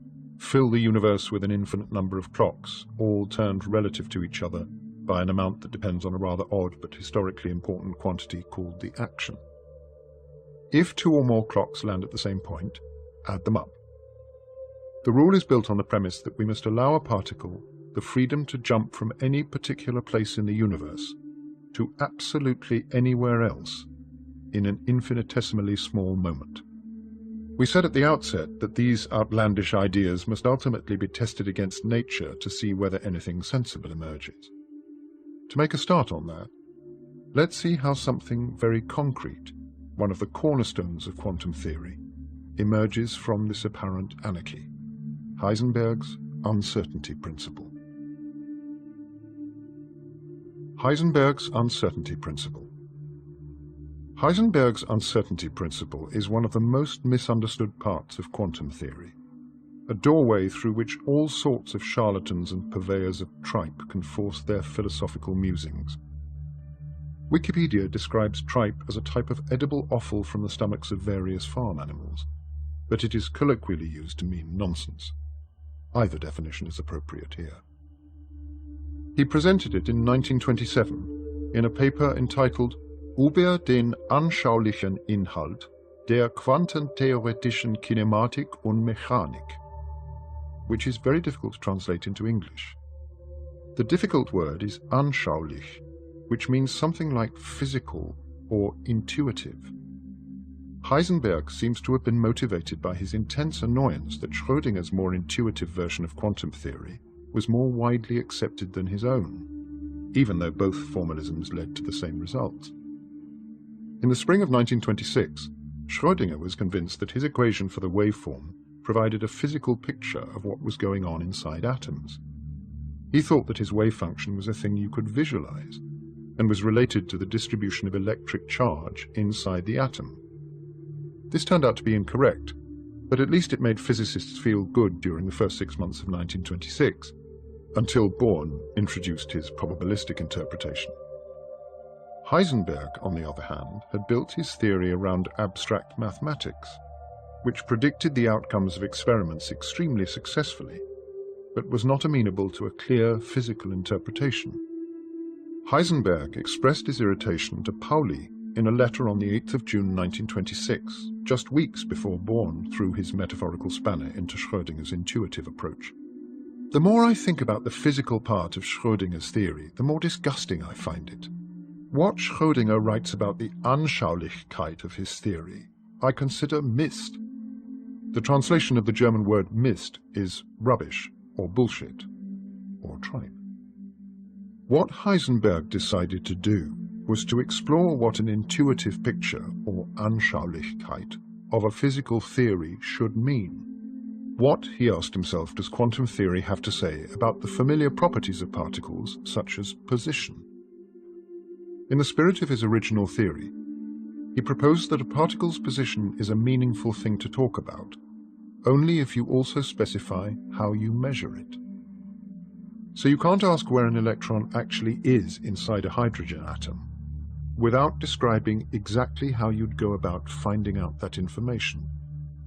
This might sound like semantics, but it most definitely is not. Heisenberg appreciated that the very act of measuring something introduces a disturbance, and that as a result there is a limit on how well we can know an electron. Specifically, in his original paper, Heisenberg was able to estimate what the relationship is between how accurately we can simultaneously measure the position and the momentum of a particle. In his famous uncertainty principle, He stated that if delta x is the uncertainty in our knowledge of the position of a particle, and delta p is the corresponding uncertainty in the momentum, then delta x delta p tilde h, where h is Planck's constant and the tilde symbol means is similar in size to. In words, the product of the uncertainty in the position of a particle and the uncertainty in its momentum will be roughly equal to Planck's constant. This means that the more accurately we identify the location of a particle, the less well we can know its momentum, and vice versa. Heisenberg came to this conclusion by contemplating the scattering of photons off electrons. The photons are the means by which we see the electron, just as we see everyday objects by scattering photons off them and collecting them in our eyes. Ordinarily, the light that bounces off an object disturbs the object imperceptibly. But that is not to deny our fundamental inability to absolutely isolate the act of measurement from the thing one is measuring. One might worry that it could be possible to beat the limitations of the uncertainty principle by devising a suitably ingenious experiment. We are about to show that this is not the case, and the uncertainty principle is absolutely fundamental, because we are going to derive it using only our theory of clocks.